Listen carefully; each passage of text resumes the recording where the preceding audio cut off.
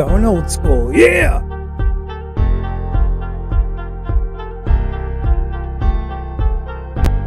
I'm almost old enough to dance to this.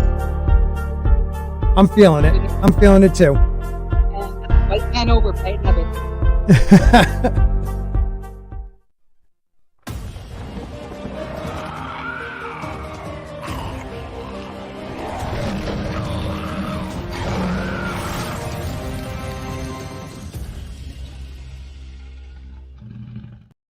What is going on, everybody? Welcome to a Spork of Ice and Fire. I am Scott, or Spork, whatever the hell you want to call me. And tonight we will be talking a couple different things. We will be talking what are, or if any, the confirmed Game of Thrones spinoffs, or let's just say a Song of Ice and Fire series. We've heard so many different ones, and there have been some that are canceled, some going nowhere, some being made by the actor and not the studio. I don't know. We're going to figure that out. And then we got some storylines in the Winds of Winter Collider article, ones that need to be resolved. And I'm going to see if they line up with the ones we think. And I'd like to see where they went with it. And also a timeline of every single time George R.R. Martin has told us an update about the Winds of Winter. Can't wait to read that one. But first, I will introduce the panel. Of our usuals, we have the lovely Bad Takes Tina Bojan. How are you?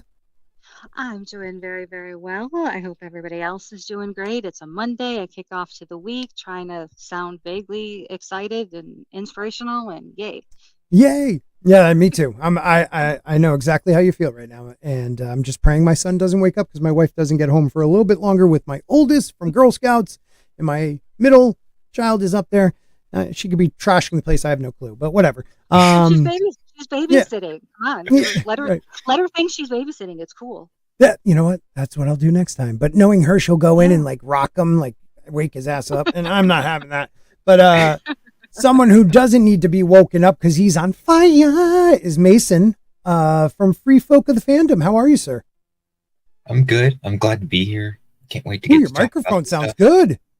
You got like a stronger microphone this week. I'm enjoying that. So I plugged my microphone in and while I was booting up my computer, and I guess I put it in the wrong input because I've used that line before. I was worried I messed something up. Yeah, and I finally got it right, but then the sound wasn't working. But I realized I had muted it when I was looking on the video. So. Well, I'm glad you're here, and I don't know technical things, so I just know it's louder. So thank you. Let's say hi to the chat too, real quick. We got a couple people watching. I like to think of our Monday stream as intimate and very small. So please share this out, okay? We have Spencer from Bounding Into Comics. His name on here is Caputo Studios Co. Ltd. Inc. LLC. So he's covered every base. You know, you ain't stealing his shit. Spencer's a great dude. Hope to have him on a Saturday show sometime soon. And we have the lovely Sherry, the queen of memes. One of my favorite people. And just let me know when you meme us, because I want to be able to show them before we end the stream, because she has some great ones. One from last week where I think I'm like crying to potatoes. I don't remember exactly what it was, but it's fantastic. We also have the one-man show, the man who hates this stream, but always supports this stream. Think about that, people. Think about that. You got to love it. And over on Rumble, we got about, nobody, just probably me and Tina watching, so that's fine. we do have someone new though. We do. The hairless. I love that name. Hairless Primate. Hail, RRA Reality Based sent me. Well, RRA Reality Based, thank you. Who is that? That's Ryan Roger Athe. Oh, dude, I'm sorry. Ryan's awesome. He's a great dude. So thank you guys if you're supporting Ryan. And also, if you aren't supporting Ryan, he is he has a little sharper of a tongue than I thought. He seemed like everybody who's like English accent either seems very smart or very like proper. And he, I thought was on that like smart, proper side. And then I saw him on one of your Rogue shows, and I was like, damn, this dude, he don't hold back. He's witty AF. Yeah, he really is. He really is. And we also have, and I'm sorry if I screwed up, Manolo Ribera saying hello all, and I appreciate that. And look at shouting us out again and saying hello to Spencer. Oh, and Eclay's in the house. Hello. Terrible buffing here for some reason. And restart it. What the hell? Or support us over on Rumble. Feel free, because we are streaming on both. So we'll jump right into it. What have you guys heard any of like the recent updates, news? It seems like every video I see lately, and don't get me wrong, they have like 95,000 views, but it's like big, huge news, wins the winter, George R. R. Martin, and it's never anything. And I'm so sick of that. I am so sick. Just stop clickbaiting us, people.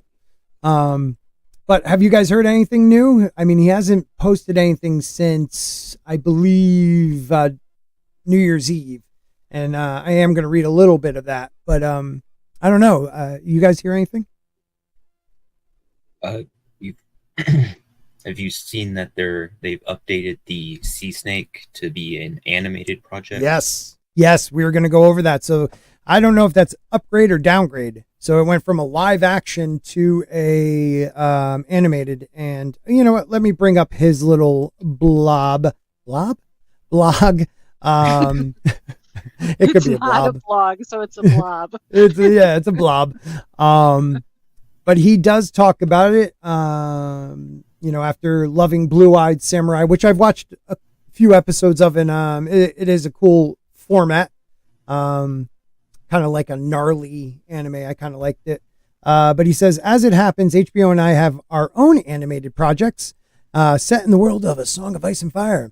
None of them have been greenlit yet, which blows my mind because there are reports out there everywhere that these things are confirmed. And we're going to go over, like, I didn't read. If you're new here, I never read the articles beforehand. I see like clickbait, headline, and I'm like, oh, we're doing that.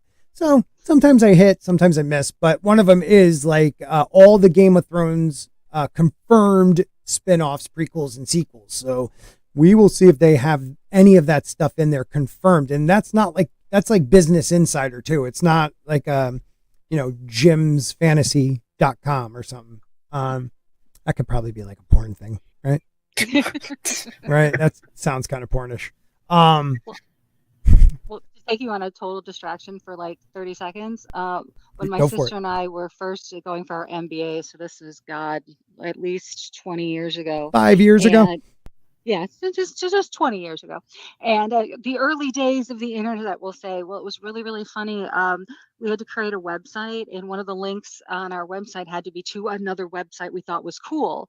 Well, my sister put down something like friends.com because she liked the Friends TV show, but didn't pay attention that it was really like friends.tv or something. So right. It brought everybody to a porn site. Yeah, like probably like one of those cheating sites or some shit. So what was that again? Friends.com? I'm not going to look it up or nothing after this. Yeah, no way.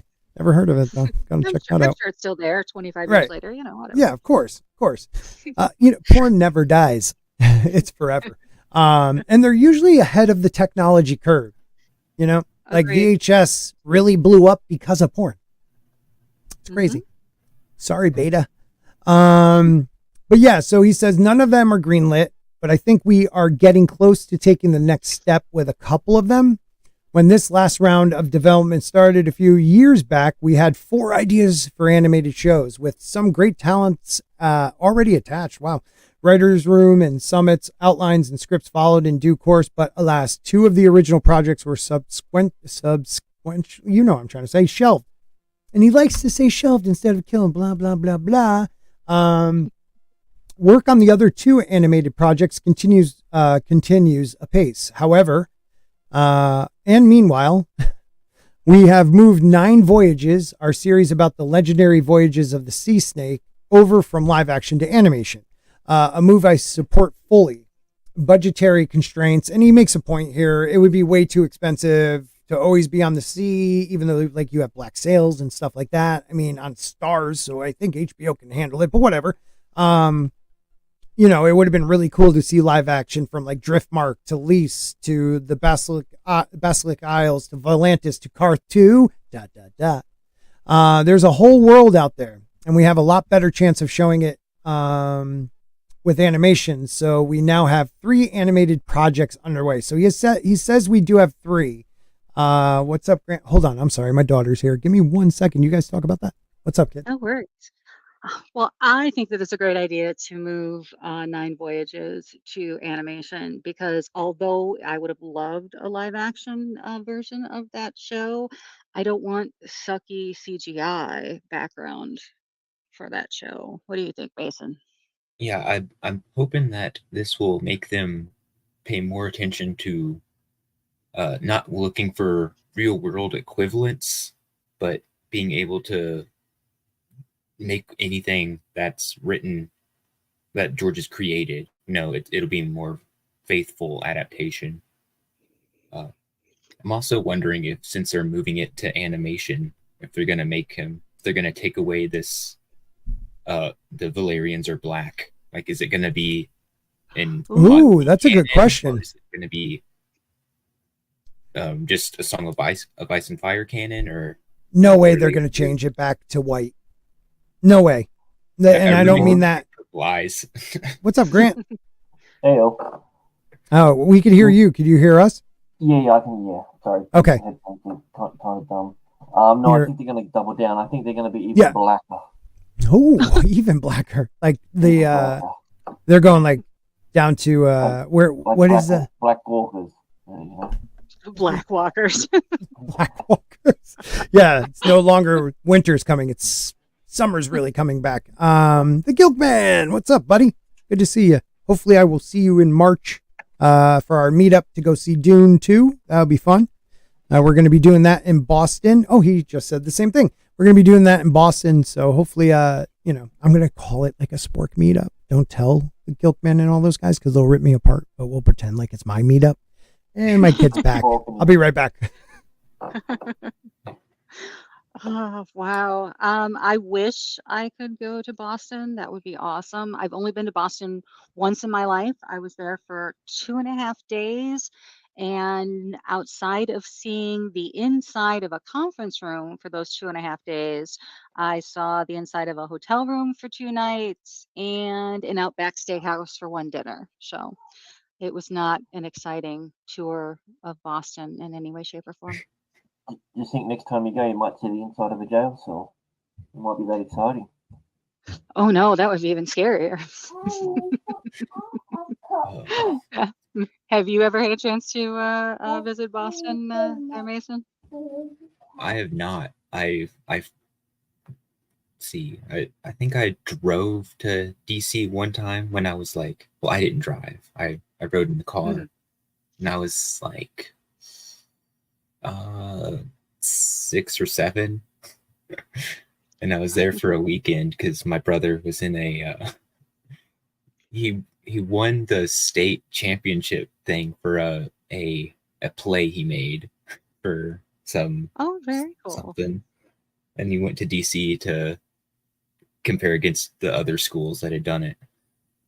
But it also ended up being on like the week of like gay pride starting, so it was kind of an awful time to be in DC. I'm sure it was very, very crowded, and it was there was a lot of parades. Well, I'm sure that is Boston where Cambridge is, or am I thinking of the wrong place? I'm fairly certain that Cambridge is in Boston. I'm actually looking that up right now. University of Cambridge. Well, not the University of Cambridge, but I think there is a Cambridge in Boston. Yes, there is. Yeah, Cambridge, definitely. Yep. Yeah. I had a friend whose family was from there. Oh. So I don't even know where Boston is. Like, it's in Massachusetts. Massachusetts. It's on the East Coast. About 2 hours from me. They always correct me. What's that? You've got to emphasize the ch, you know? I say Massachusetts. Massachusetts. Yeah. Boston. Yes. Well, like everything else in the East Coast, Boston is. Oh, sorry. Don't The say only thing I sorry. know about Boston was there was a TV series that was based around a school, a hospital, and a law firm, which were all pretty good. Yeah. There was the law firm. Yeah. I think two guys a girl in a pizza place there too with Ryan Reynolds. I think that was in Boston. But anyways, Could have been. yeah. Where did we leave off? Talking about animated ones. Yes, we did talk about the fact that the benefit to Nine Voyages being animated is that we wouldn't get crappy CGI. And Mason made an excellent point about the fact that we should get a true adaptation of what these destinations are supposed to look like instead of just a background somewhere in some country they found that fits close enough. Yeah, I like that idea too. I do. That's a great idea. Yeah, I mean, if you're going to do animation, please, Spork, I didn't take your wrench away. That's messed up. I would never take your wrench. Hold on, let me get that for you. Add as monitor, managing standard. There we go. All right. I swear. Okay, so I heard somebody else report today that they are going to start filming on the Dunkin' Egg in the next 3 to 4 months. Now, I always thought that was going to be an animated series, but saying you start filming, will they still say that for animation too? Like we're filming? No. Dunkin' Egg is supposed to be live action. Yeah, it's definitely live action because remember they did the detailed enough casting call for someone that was between, I think they said at least 6'2". So why haven't we heard any? If they're filming in like 3 to 4 months, I would think we would hear something about directors, writers, cast, something. Well, we haven't heard anything yet. I've obviously got a director because a friend of mine he's auditioned for a role in that, and he got sent up the call sheet what they're looking for. So yeah, they've definitely got that. I don't know why it's not known yet. If not a director, they've definitely got all the producers sorted. Okay. Yeah, I mean, it just would be nice to hear something. It's almost like the Harry Potter one. Like, there is no information out there yet, and it'd be nice to get some. Yeah, they're looking for someone to play Brandon. So as it says on the sheet, he said was the three-eyed Brendan Rivers. Yeah, and so that's what they're looking for. They're looking for that character. As your friend albino, or are they going to make him black? Oh no, he is black. Okay. Because that would be hilarious. He's not going for that role. Oh no. Okay. What's he? He is a Blackwood, right? He's going for Targaryen. He is a Blackwood, isn't he? A quarter Blackwood? Because isn't that the big or half Blackwood? A quarter Blackwood. Yeah. Because there's that thing between the Blackwoods and the Brackens, right? Yeah. There's a guy we can get, but I know that. A joke saying, "Are you going for Valerian?" He said, "No, I'm going for Targaryen."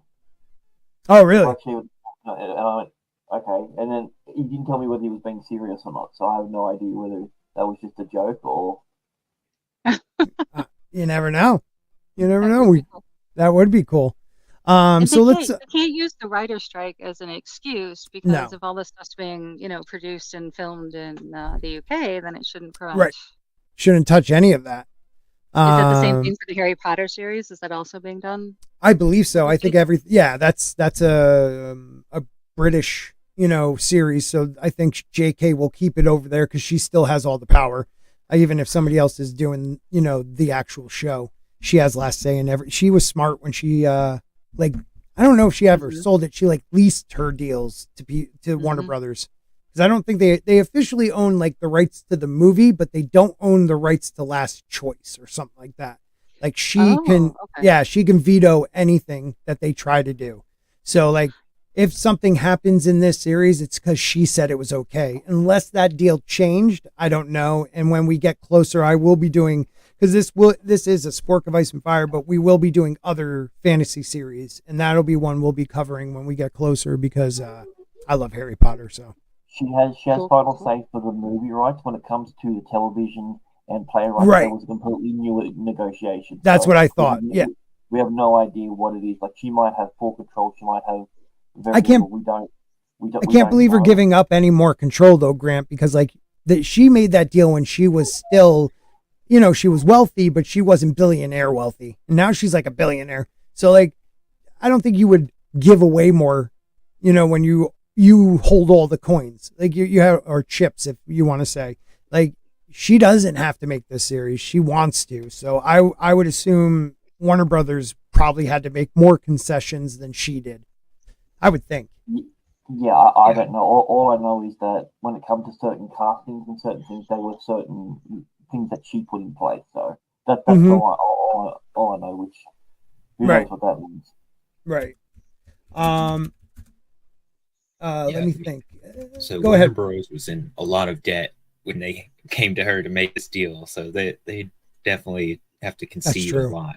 Yeah, no, that's true. I forgot about that. You're absolutely right. They definitely probably conceded a lot, and because they know, I mean, it's a moneymaker. If you don't, again, this is a cash cow. It's a home run just waiting to happen. Even if you treat it like they treated Star Wars, or you treat it like they treated the MCU after Endgame, you still can make billions until people get sick of it, like really sick of it. But if you handle this correctly, Warner Brothers can pay off every bill they have. Like Harry Potter is massive now. Excuse me. Yeah, it is massive. Knock on wood. Yeah, right. Knock on Hermione. Let's try not to put that in the the play's still making bank.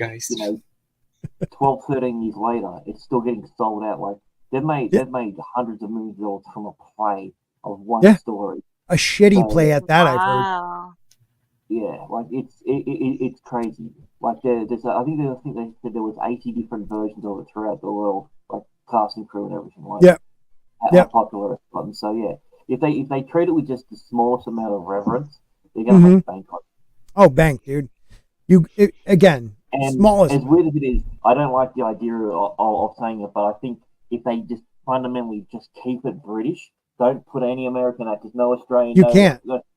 You have to keep it British, but she won't, because that would be considered racist. Oh, that's a Brexit move. Yeah, but she's already a racist or a sexist. People hate her, and she has always held that standard that it's only English actors.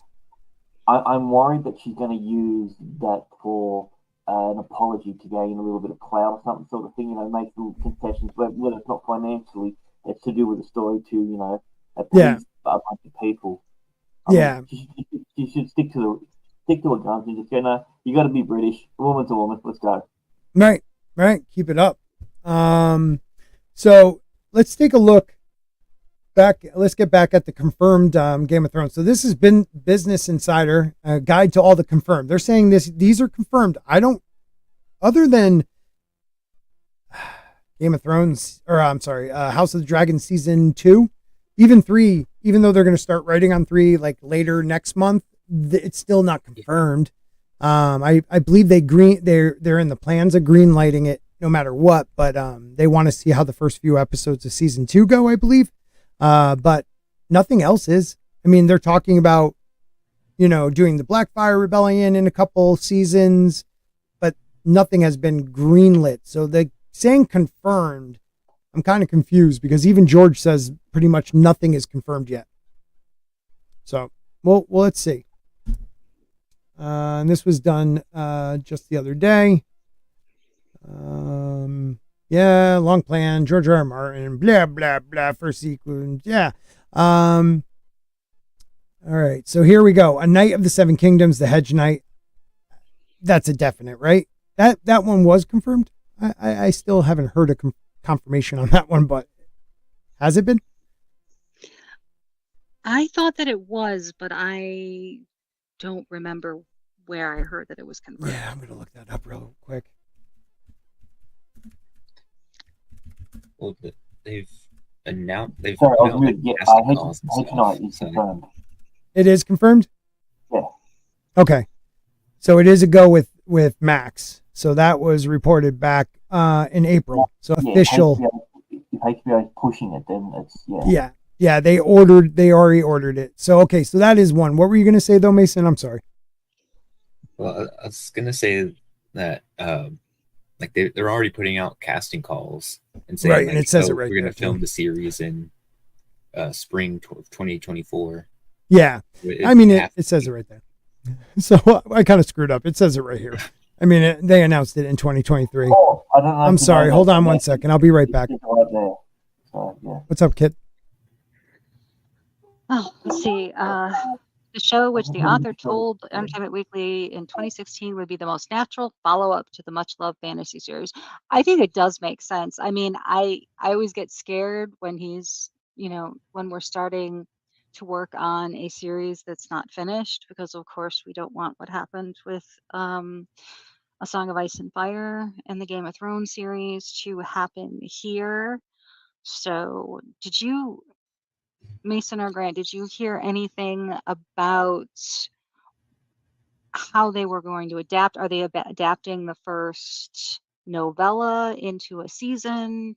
Do you know if they're adapting the first trilogy? Did you I guys hear? from all I know is it's probably going to be just the first novella so far because they haven't given really. You can only tell by all the characters that they brought in Hmm. that they've done a call for. So yeah, so if they're looking for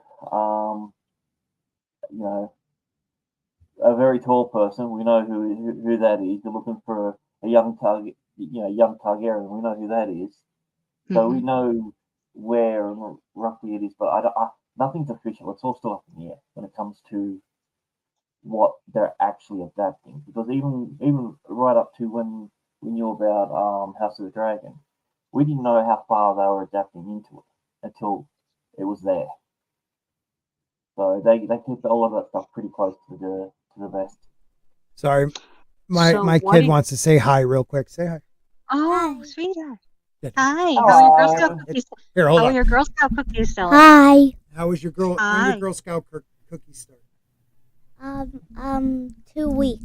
2 weeks. So I'll have Girl Scout tokens that people can order online if they like. Right? Ooh, Yeah. All right. awesome. You get to bed, kid. Bye. Love you. All right. What the heck were we talking about? I know. I do have children and a heart, people. Well, we were talking whether or not we thought the first trilogy, or if it was just the first novella that they were looking to adapt. Mhm. Adapt. And I'm trying to look right now at actors over 6'2" to see if Mhm. there's anybody on the list that I would love to see as Sir Duncan. Right. And that Sam Heughan, I don't know if I pronounced his name correctly. He's the lead in the Outlander series. He Okay. happens to be 6'3", You and know who would he's make a pretty to good look dunk? at. You know, pretty to look at. You know who would be a good dunk? But see, Dunk is like 19. That's the problem. Oh, But I mean, they okay. age up everybody in these series. But Dunk, no, maybe 10 years ago, the guy from not Jensen Ackles, but the other one from Supernatural. Oh, Jared Padalecki. Jared Yeah. Padalecki. He would have been a perfect Dunk. Perfect. Like, Oh, Apart from him being like, American. oh yeah, I mean he is American. Oh, screw you, people.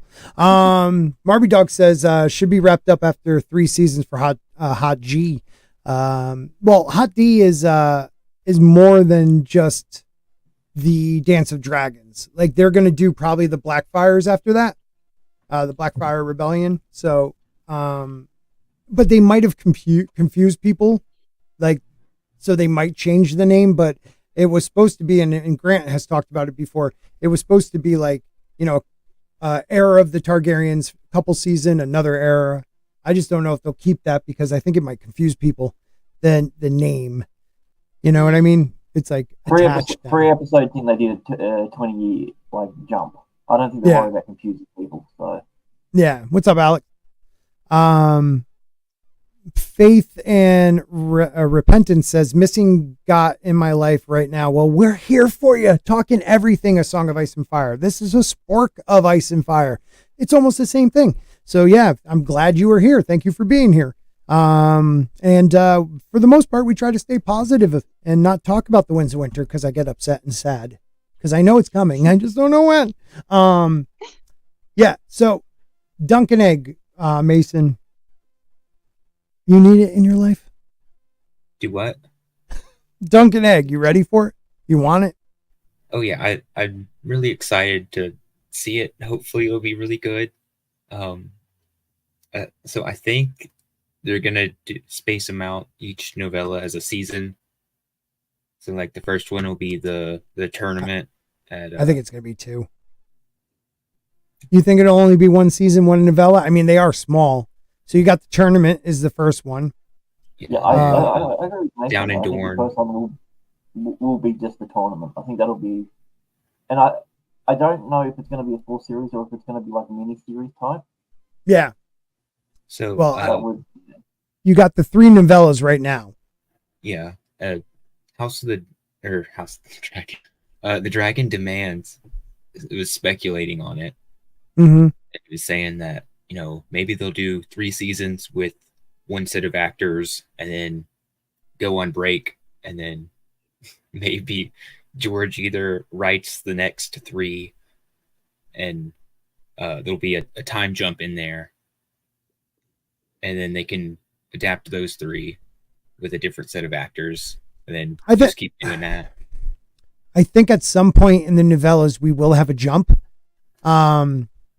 I don't know if there's going to be a big jump between novella 3, where they are at that like Blackfire event where they capture the last. Oh wait a minute, not the last, but one of Daemon's sons. Yeah. I forget his name.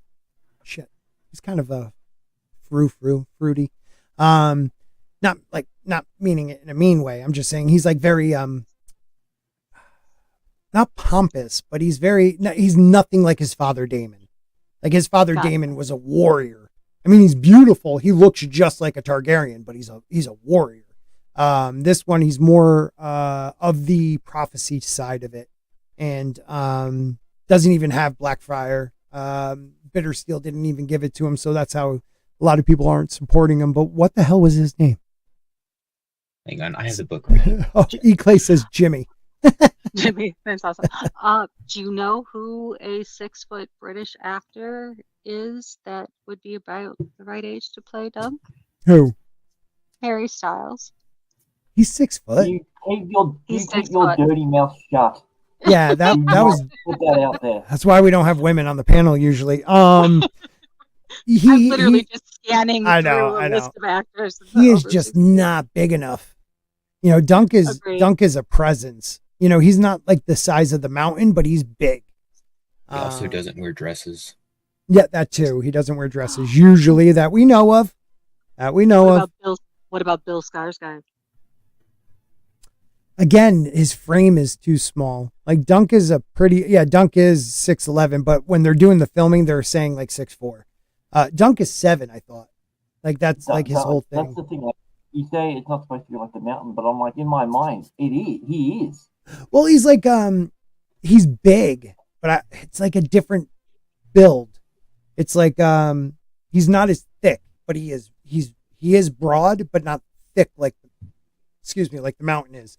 He has more of like broad shoulders, but he's a slender, because he's young. Baratheon? Or would you consider Robert Baratheon bigger than Robert Baratheon? Was bigger than him. Weird one. Yeah. Someone who's actually built into their frame, who is 6 foot. Matthew Lewis from Harry Potter. The kid that played Neville. Neville, yeah. Yeah, no, he reminds me of a Dunk. Even though I don't think he's big enough yet, but he reminds me of a Dunk. Because he's built like a brick shit house at the moment. Like he is. Yeah, he got in really good shape. He adds maybe like 15 pounds of muscle for filming reasons, and I could see it. Like Dunk is not even as big as Henry Cavill. Like Henry Cavill's big for a guy his size. Mm-hmm. But Dunk would look more like a farm kid strong. You know what I'm trying to say? Like they're not. Dunk isn't ripped. Dunk is just. I always the way I explained it to this is I said Dunk has retard strength. The views of Mr. Grant Gregory do not. I know, But that's just me, but that's how I look at it. Like, no, I get it, man. He does though. He has that like freakishly like, how is this kid so strong? But he is. He's a big dude. and it's not hard. I mean, half the time he's on a horse, it's not hard to make him look taller.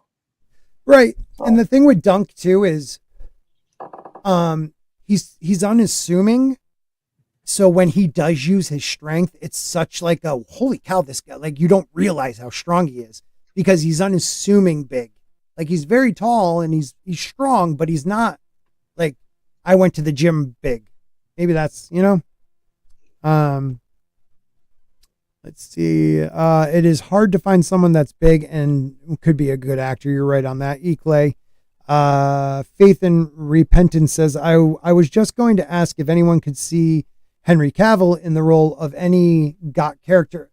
I mean, the only one I could think of is Aegon the Conqueror. Yeah.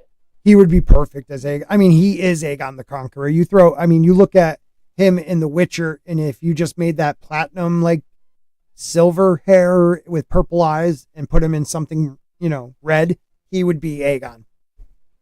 The dude is totally what I expect. Yeah, it's what I think Aegon would look like personally. He's good looking, but also like that you look at Henry Cavill and you're like, that guy could easily bang his sister wife. Yeah, I mean, he's that good looking. He's that good looking. Yeah, when you're that good looking and you have really hot sister wives, I mean, come on. Do you can't keep worry about? Oh, sorry. No, don't be. Do you have to worry about who you cast as Aegon because he needs to look a certain way X many years from now, or because I haven't read these novels, so or is Egg still young enough that you don't have to worry about? Aegon's young. Like yeah, he's really young in these novellas. He's like 12, I think. Yeah, somewhere around there. Right. So which would mean he's a 30-year-old playing a 17-year-old. Yeah, so they'll get the guy who plays Varys to play him. Well, I've got someone who could be physically imposing for the character, but it wouldn't make any sense. But he's kind of big right now. Alan Richardson. Who's that again? Reacher. Oh, Reacher. Yeah, I mean, he could play Aegon. He could be Aegon actually, and he's young enough. I mean, but he's about the same age as Henry, right? Yeah. Because they would make Aegon probably in his 30s in the show, either one of them would be fine. Probably the kid from Reacher. Is he English? No. I didn't think so. I thought he was great. Whew. We have a guy. Hey, what's up? Street Beef Scrapeyard. What a great name. Hey, Mr. Grant, I've been trying to get a hold of you. Well, he's here, so he can't hide. Sent you an email. Yeah, I did an edit of one of their fighters, turned them into a robot, knocking people out. So nice. I hope you like that. Alan Richardson is 40. Is he really that old now? He's 42. Yeah. Oh, wow. All right, then I would go with Henry. You said a kid. I thought he was younger. Well, he is a kid still to me. I'm 40. I'll be 48 in 2 weeks. That reminds me, January 22nd. January 22nd is a Monday. We will not be doing a Spork of Ice and Fire. I will be celebrating me because it's my birthday. So we will be doing a 48-year. I'm still only like under 6,000 subs. Please help me stream. That's what we're gonna do. Maybe some. I hate you and everything about you. I think the kid from Harry Potter would be a perfect Dunk. Dude, I like that idea. As soon as I saw it, I was like, I don't want anyone else now. Yeah, now that's all I want. Can we start a campaign? Like, he should be Dunk. I don't know who could be Egg. I don't care. But he should definitely be Dunk. Thank you, Faith. Neville Longbottom. I don't know his real name. If we can get a picture of him, like an updated one. The kid went... Matthew Lewis is his name. Matthew Lewis. All right, let me look for him. I am old B Clay. Thank you. Shirtless. You'll thank me. Yeah, later. the kid has like, you want to talk about a ugly duckling to a beautiful swan. That kid. Yeah. He changed. He's 35. When anyone asks me what a glow up is, I'm like, that's the kid I show. I'm like, this guy. Mm-hmm. I showed him in Harry Potter, the very first one he did, and then now I'm like, that's a glow up. Yeah, that really. So Oh man, he will be 35 in June, I think he's fine. He still looks young. but he does, He yeah, he does look young. he would be perfect. So yeah, hopefully we'll get some more updates on this Dunkin' Egg one. Were you gonna say something, buddy? So, I thought- speaking of castings, so if HBO asked you to cast Chris Pratt in a role for Song of Ice and Fire, who would you make him play? Chris Pratt. Okay. Give me a minute to think about that. What do you guys think in the chat? Chris Pratt in any A Song of Ice and Fire role, you're saying, right? Yeah. Okay. I like, Wow, I like that's that good. question. Oh, you know who I... Okay, who do you think? No, I haven't got one yet, but I like that. I like That's that a great one. So somebody who's already been on camera, and did an excellent job, but I think he would make a great Dundarian. Oh God, what's his first name? Yeah, that's actually a really good answer. Right. Not Thoris Amir. Thoris Amir's friend. Oh, you mean Beric Dondarrion? Beric Dondarrion. I think he would be an awesome Beric Dondarrion. Like he has that faith-based thing in him, so you know he can draw from that. I think that would be really cool. Or he could be Daenerys. You know, you never know. He's kind of cute. No, I think he'd be a good. Voice the Weirwoods and Yeah, voice the Weirwoods. That'd be crazy. Or you could just paint him green and make him a Children of the Forest. E. Clay will be 50 next month. You chat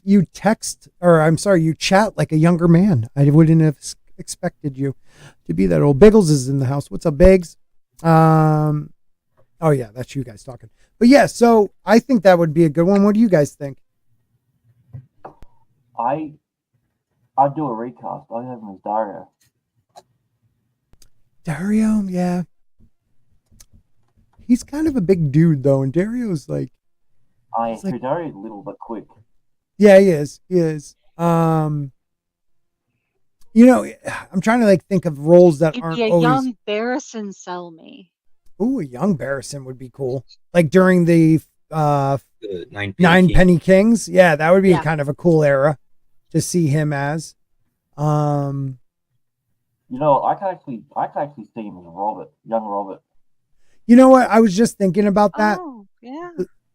Like Robert, I mean, granted, I love the actor. I love that actor who played Robert. But Robert's like another 6'8" dude who is just a monster of a man. And by the time we see him, he is overweight and like a drunkard, but he's supposed to be like just a monster of a human being, like swinging a two-handed battle hammer with one hand. Like he's just that type of character. So you need like a beast, and we don't really have that anymore in that. So he is a big dude, so he might be able, but I could see more of okay, you got an Aussie. What about the other Chris Hemsworth?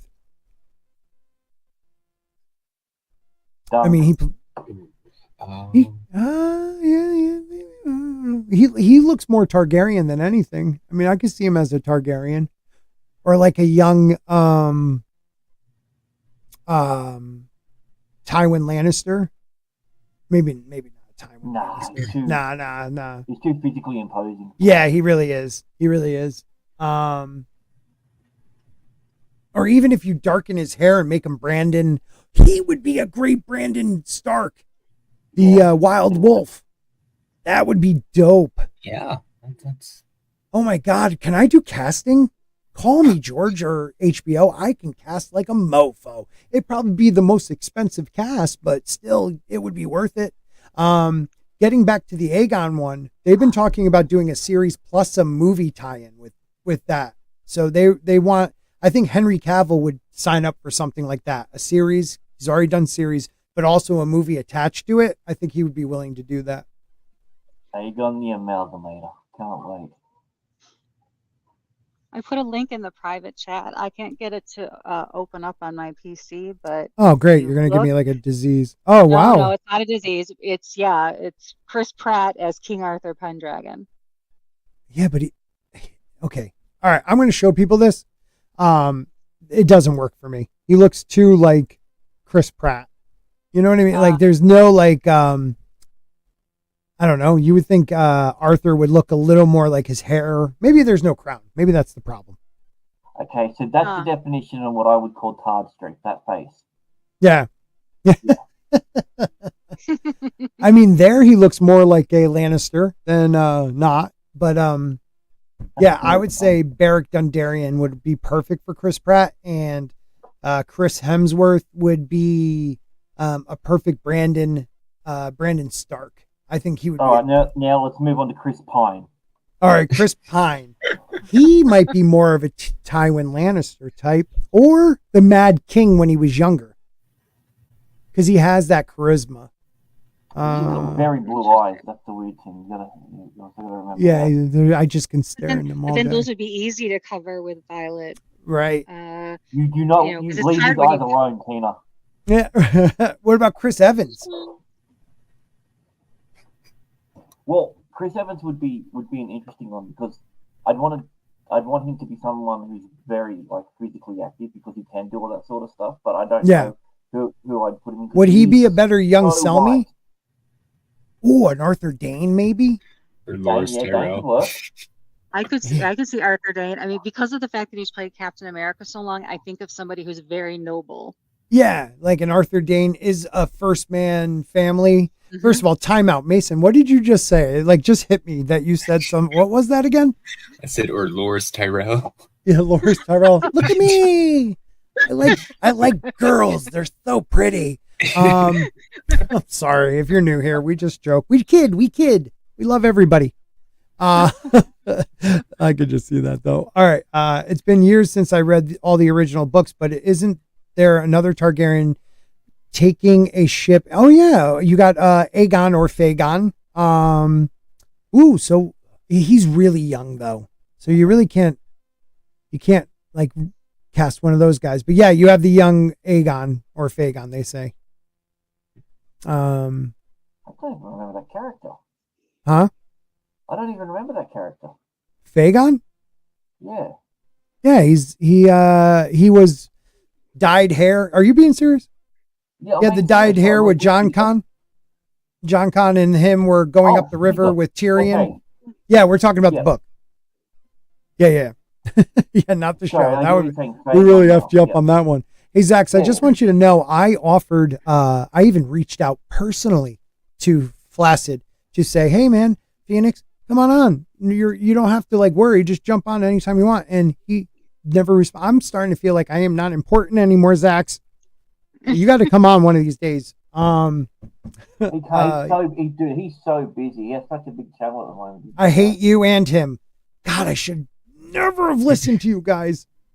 Or I should have probably taken the damn shorts down and then put them back up again. So it was working. Yeah, go ahead. Sorry, I didn't mean to interrupt, but I just remembered this thing I saw. There was some girl on I think it was TikTok. Yeah, she is. Yeah. And she was talking about she read through is it Fire Can't Kill a Dragon? The Game of Thrones tell-all book thing. Mm-hmm. And there's a specific quote from George saying that he told them who he thought was going to be king at the end of the book. He told them about let me think. The one with the best story, of course. So who has a better story than? Very specific with 2 or 3 other things. And rode a dragon. Yeah, we need a cripple. What? He was very specific with 2 or 3 other things and explicitly said what they were. I can't think of what they were off the top of my head. Oh, that was a great story, Mason. But he did not say who he thought was going to be king at the end of the book. Right, because I don't think he knew. No, he didn't say it out in the quote in the book. So that led this girl to say maybe Bran wasn't going to be king at the end of the book. I don't think he is. The 7 kingdoms. If Brandon Stark becomes king, it's not going to be Brandon Stark. It's going to be the Great Other using him once he connects to the Weirwood internet and takes over the kingdom that way. Because it's going to be something. So Dany's going to have to take him out, right? And that's why she'll be considered crazy. Gotcha. You know what I mean? Sorry. So no, don't be. Why do you guys keep apologizing? Shut up and just interrupt. Stop saying you're sorry. I'm sorry. The Jon Snow spinoff people. Now they're saying this is confirmed. I swear to God, like all I know is Kit Harington, from what I've heard, is the one actually doing this. Like he got writers. He was trying to get people interested. I don't think this has anything to do with HBO, but maybe I'm wrong. That's what I heard from the Dragon Demands. He did a video like 2 days ago, but I just saw it this afternoon. And he said that basically the Snow spinoff was a passion project for Kit Harington because of how torn he was with the finale of season 8, that it was going to be his way to do a unofficial season 9 and redeem his character. How is he gonna? I don't know how can you redeem it after that? Like the whole series, the first season is him just laying brick by brick, rebuilding that portion of the wall. Like I just like, what are you gonna do? I don't know. Well, I don't know, one, but he's I gonna had heard pet that he was Ghost. really well. Yeah, First, he yeah, he's pet- definitely got a pet ghost. He doesn't pet ghosts. I'll kill him. That's so messed up. Yeah, I'll make So the messed up. I'll make what the Night's Watch did to you look like a joke. You know, I thought of a what if, because we were talking about like, and if you guys in the chat think this is a good idea, we're thinking about doing like what if Ned Stark wasn't an idiot type things. And one of them was, what if Ned Stark didn't kill Lady? Like he actually stood up against Robert and really Cersei, stood up against Cersei, because when they asked him to kill the direwolf, like using like, you want me to kill my family's sigil, an animal we have not seen in generations, because your son, the prince, attacked a little girl, and Lady and Nymeria live. Both of them stay with their respective kids, and then now they're in King's Landing with them.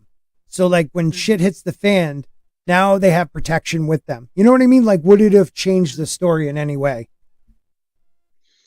I think at least if Nymeria would have stayed, because I mean, Yeah. I don't know how. I mean, because you could argue that if the dire wolves were mirroring the Right. personalities of the Stark children, then Lady would be pretty much as dumb and useless as.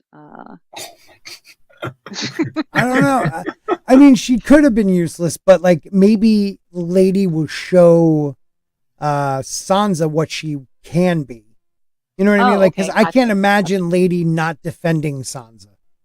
No, that's You know what I very mean? true. She's not Very true. freaking Scooby-Doo. Okay, don't disrespect her because the actress sucked. I'm sorry. She didn't suck, but I hated her. Maybe she did good because I hated that role anyways in the books too. Go ahead, Mason. Well, I think that would end up killing a lot more Lannisters. Like I think they would end up Right. like when they go to arrest like Arya and Sansa Right. and Ned. When they're they'd killing end the up- household, you think Lady and Nymeria would let them get a hold of them? Hell no. I mean, they would still be young direwolves, but they wouldn't. That's how many months later? So they're definitely like about a year at least, and they'll be pretty good size. But they'd end up dying. Yeah, but you know what? It's better than getting your throat cut by like the head of the household. Like, yeah. oh, hey, Ned, how are you? What are you doing with that knife? Or am I going to get a treat? What do you know? That was Lady's death. That's how she thought. Can we submit that to the Oscars? 'Cause Thank I you. think we might have just Thank won. you. I would have gave like more of a tier, like the one tier if I knew that. But anyways, Well, one of the fan fiction series that I was listening to, it was one that redid season 8 and then brought on to a season 9. And yes, you could argue that it needs to go further back than in season 8 to be redone, but he just picked off from there. And it was amazing the way they wrote the episode when Nymeria and her pack of kick butt wolves show up, and then Ghost kind of joins the pack, and the two of them just like kick the crap out of some White Walkers. It was pretty awesome. I would like to see that too. I definitely would. So let's move on to this one. If you don't mind reading this little portion here, I'm just typing something out real quick. Sure. Take your time. Snow which is set to explore what happened to fan favorite Jon Snow, Kit Harington, after the events of Game of Thrones, is the only spinoff in development that is not based on pre-existing material by Martin. Per The Hollywood Reporter, who broke the news in June 2022, Harrington is attached to reprise his role if the series moves forward. Writing on his blog, Martin confirmed the news and said that he was involved in the series, but revealed that the idea for the show had actually come from Harrington himself. He explained that Harrington brought the idea to us and had assembled a terrific group of writers and showrunners, although he declined to share their names just yet. As audiences will remember, in the eighth and final season of Game of Thrones, Jon discovered that he was not, in fact, the bastard son of Eddard Ned Stark, Sean Bean, but a potential heir to the Iron Throne as the secret child of Ned's sister Lyanna Stark and Rhaegar Targaryen. He I'm also glad found that himself plot line went somewhere too in the series. That was really, really good. Yeah. But she's McQueen. He also found himself exiled beyond the wall to live out his days with the free folk after committing regicide by killing the crazed Daenerys Targaryen, Emily Clark. According to Entertainment Weekly, speaking during a panel at a Game of Thrones convention in 2020, Harrington himself said of Jon's future, "The fact he goes to the wall is the greatest gift and also the greatest curse." He continued, "He gotta go back up to the place where all this history and live out his life thinking about how he killed Dany, and live out his life thinking about Ygritte dying in his arms, and live out his life thinking about how he hung Ollie, and live out his life thinking about all of this trauma." And that's interesting. So I think where we leave him at the end of the show, there's always a feeling of like, I think we wanted some kind of little smile that things are okay. He's not okay. So You guys can talk. It's okay. he's immortal now, right? Or I basically, mean, I think So that's he's the just assumption gonna- we're taking, right? That's a good question because I honestly, someone asked me that and I went, "No, don't be stupid." And I went, "Oh, wait a minute, maybe he is." Like, no one's ever been brought back like that. So Exactly. So is he the equivalent of a fire white because he was brought back using magic that we assume of magic from R'hllor? And I agree with Faith and Repentance that I'd love a Jon Snow spinoff that could somehow write the lost sailing Targaryen into Jon Snow and finally reconcile what HBO made wrong. So are you talking about Fagon, possibly, Faith and Repentance? That would be interesting. all right. So Or actually, it would be interesting. It would be interesting for Jon Snow to meet up with Fagon Targaryen. And well, he needs something one of interesting them, to happen to him because everything that's happened to him post him coming alive was boring. So great. So he's talking about being very self-reflective about everything that's gone on. So what if he's doing this while journeying through the north and he ends up at Blood Raven's cave and he like just connects with the Weirwood and like, I don't know, does something, time travels. Like how and then he Ned time travels briefly. back to 10,000 years in the past, and then he gets stuck in the ice and he gets frozen, and it turns out he is the Night King. Or he's Bran the Builder. Oh, dude, I'd hate that, but that's probably what they would end up doing. Oh, that would or be he interesting. like sets the groundwork to do a reboot. I mean, okay, so you don't have the great others, but there's still mystical and magical things. But the wall was only for the others. So like, I don't know. Like there is the Horn of Winter that should be able to bring it down and wake giants. You know, some people take that literally, some take it figuratively. So I don't know what freaking story can he have? I just really don't know. Well, Zach brings up an important point. Say that again. Let's go with Tina first. Say that again.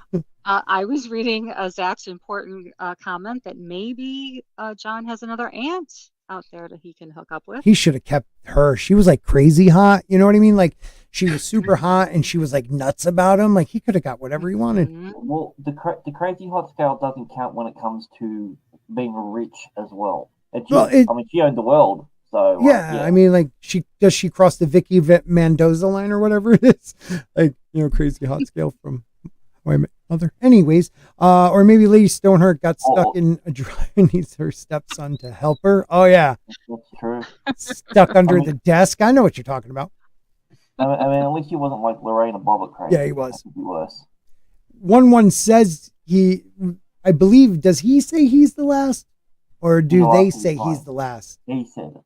Because I wonder. Yeah, I wonder. I wonder if there's more farther north. Yeah, so they go further north and there's another wall, and then they join the new Night's Watch. Yeah. So, or they defend the north from the south. I mean, look, the only thing they can really do is that they they start running out of food because winter. Oh, wait a minute. Winter's over. Yeah. Okay. Now, does that mean it goes back to normal seasons? On that, like, does the North still have snow and everything? I know that they brought the snow with them, but did they control the weather? I think the winter was not as bad because if you remember, as the final episode was ending and they were trudging through, the snow was more slush and they showed like one green flower. Yeah. I think there's still winter. I just think the North will be able to also thaw. It's like Canada. It's really boring. And, I think they get summer for like a week up there. Zax, aren't you Canadian? You look like one. I'm just saying. Speaking of snow, we're getting like 5 to 8 inches tomorrow. So be careful. Have a good night, Faith. It should be on your way by the end of the week. Yeah, we're getting rain. That's going to be like Wednesday or Thursday. It's supposed to be a shit ton of rain. Sucks. Yeah, we got 2 inches the other night, which is huge, no matter what you guys say. Yeah. No, I really want to, I can't get past this, dude. What the frig is he going to do? Like, the only thing I could do is Sansa becomes a psychopath, and instead of attacking South because she doesn't want to piss off Bran, the Broken, she starts attacking the North.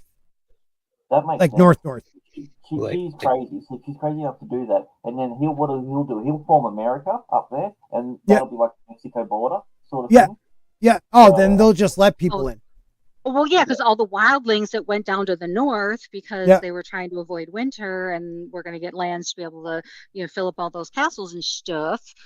We'll just have to turn around and escape north over the border in El Paso. Yeah, that castle. No, they clearly have to cross over to the MCU next. That's great. Are there many actual homes up there? Oh, I know we've got Craster's Keep and that, but are there a lot of homes? I mean, there's a lot of like, dwellings.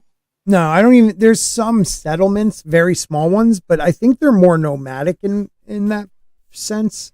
Craster is like he has his keep, but other than that, I don't remember reading about like there was like that one old settlement Bran ended up in, but it was like covered with snow and people haven't been there for a very long time.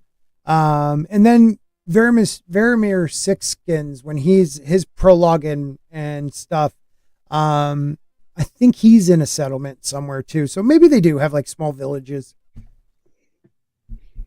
Maybe he abandons his dog because we know he's good at that, and then he spends the entire series looking for him.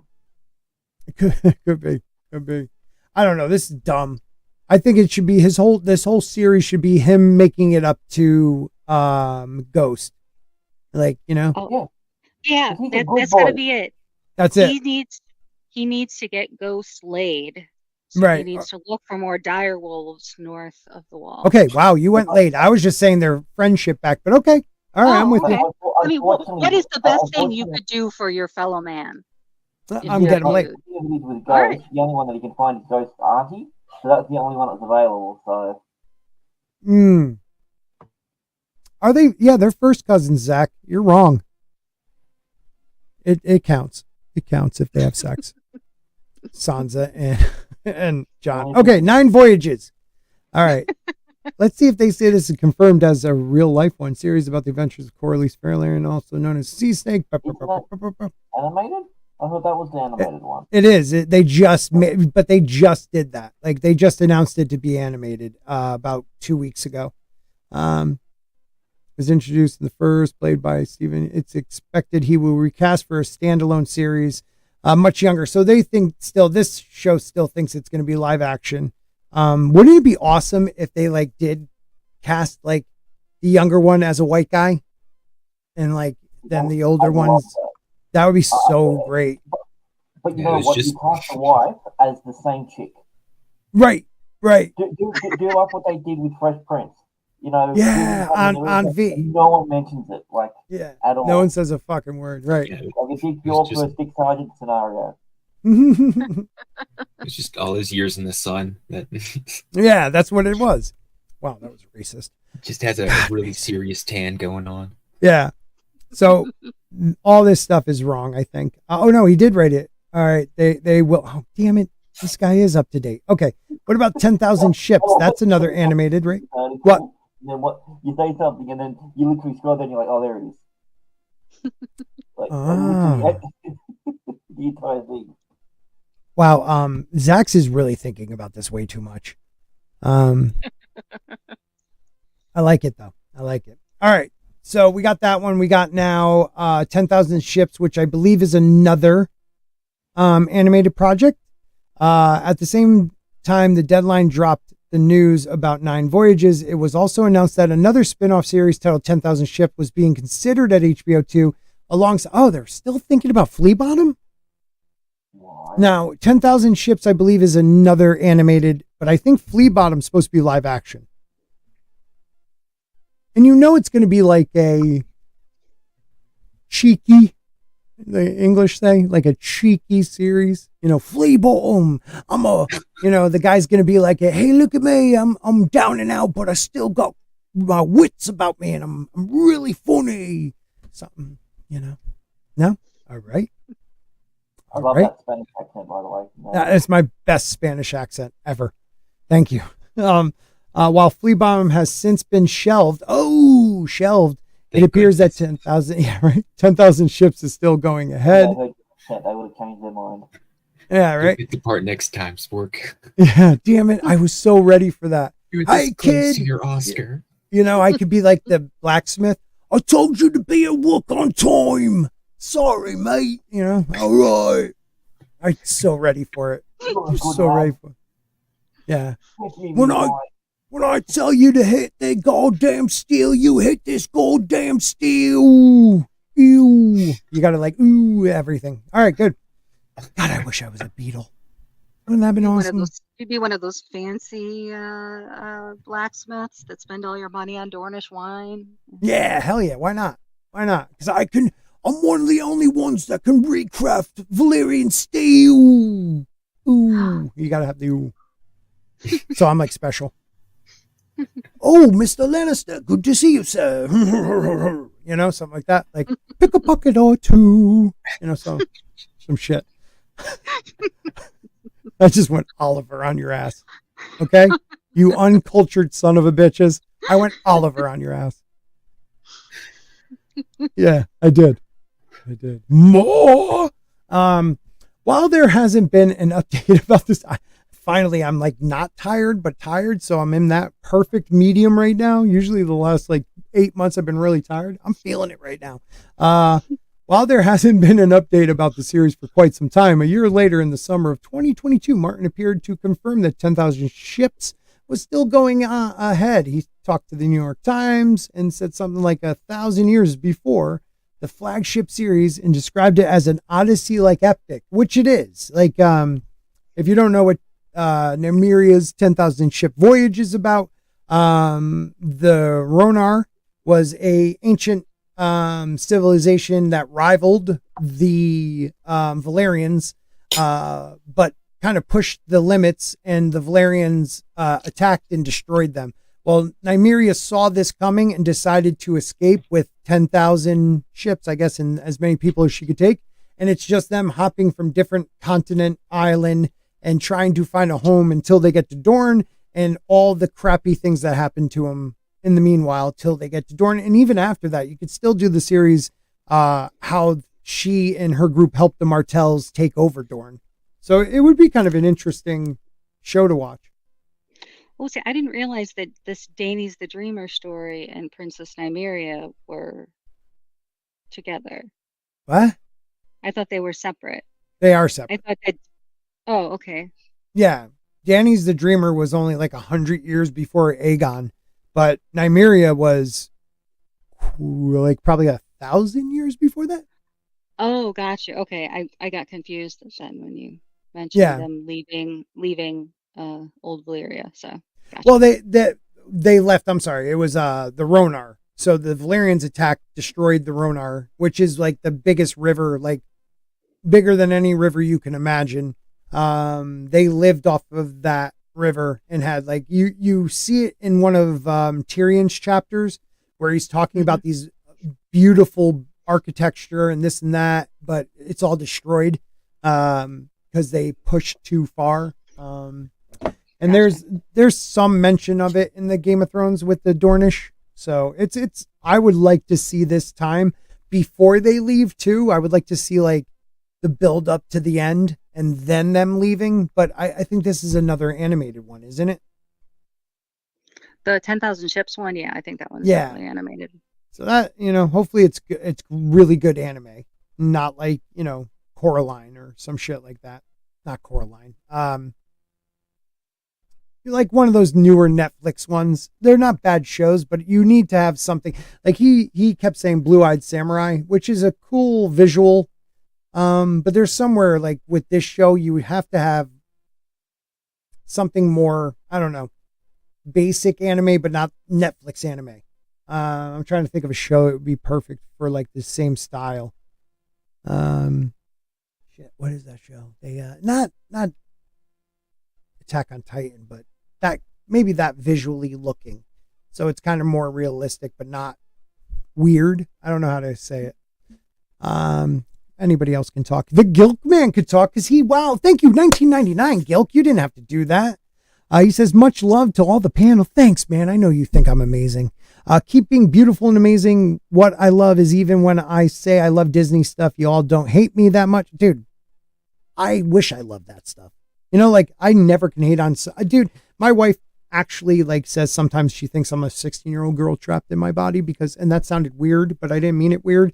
It's just like, I like Buffy. I love, like stuff like that. Like, that probably, Vampire Diaries. I like that series. I don't care what you say. That girl is so hot. Mr. Bojan is a father to two sons, and you know what? Based on his influence, they all grew up watching all of that same crap too. So wow, those guys are losers. I know. I'm same as them. I'm so same as them. No, I love anything vampire almost, except for Breaking the Dawn movies. Whatever. Oh yeah. Yeah, because like no vampires porcelain. I freaking hate that. That was the dumbest shit. Sparkly vampires in Twilight. Yeah, I can't go in the sun because I'm a disco ball. Like, shut up. I'm sorry. Let me finish. Wait a minute. 1 second, Mason. Then you. What I love is even blah blah blah. Been lately struggling with depression, but keep being amazing, dude. We all struggle, and you are amazing.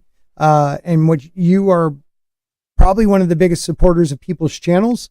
Then they all know it just as much as I know it. So thank you for being you, and I'll see you hopefully in March, man. I'm like 85% sure I'm coming up. Thanks, buddy. What were you gonna say, Mason? I don't remember anymore. I'm sorry. Write it down, dude. No, it's fine. It's fine. But yeah, the Ronar one, that would be really cool. And this is the one I'm really looking forward to, the Golden Empire, but okay, that's animated too. I could deal with that. Okay, so this is, I don't understand. He says the Golden Empire, and it's a series about Yi, but the Empire of the Dawn, Golden Empire of the Dawn, where is it? I'm pretty sure that's what they were called. They were before Yi, with like the gemstone emperors. Oh no, it was the Great Empire of the Dawn. Maybe that's the name, Empire of the Dawn. Yeah. Okay. I would love to see a series about that. Great Empire of the Dawn, which is kind of cool. They have like they would have been in control of most of the east of Essos, all the way like to where the Dothraki roam. They built like these the 3 forts that is kind of like the wall over in Essos. They a lot of people think like when they talk about that oily black stone, it was them. And like they had quite a few emperors, and they were always like the emerald, the ruby, whatever, like all after gems. And which is neat about that is if you go back and look at one of Dany's visions, she talks about people's eye colors, Valerian eye colors, and it lines up with the first to last Emperor of the Dawn's names, which I don't know why that's connected, but there has to be a reason. And I wish we saw a show about that. But ET is the next civilization. So you got the Empire, the Great Empire of the Dawn. And then you had after that ET, which is still around, but not like the ET of old, which will be interesting. Sorry, I talked so long about that.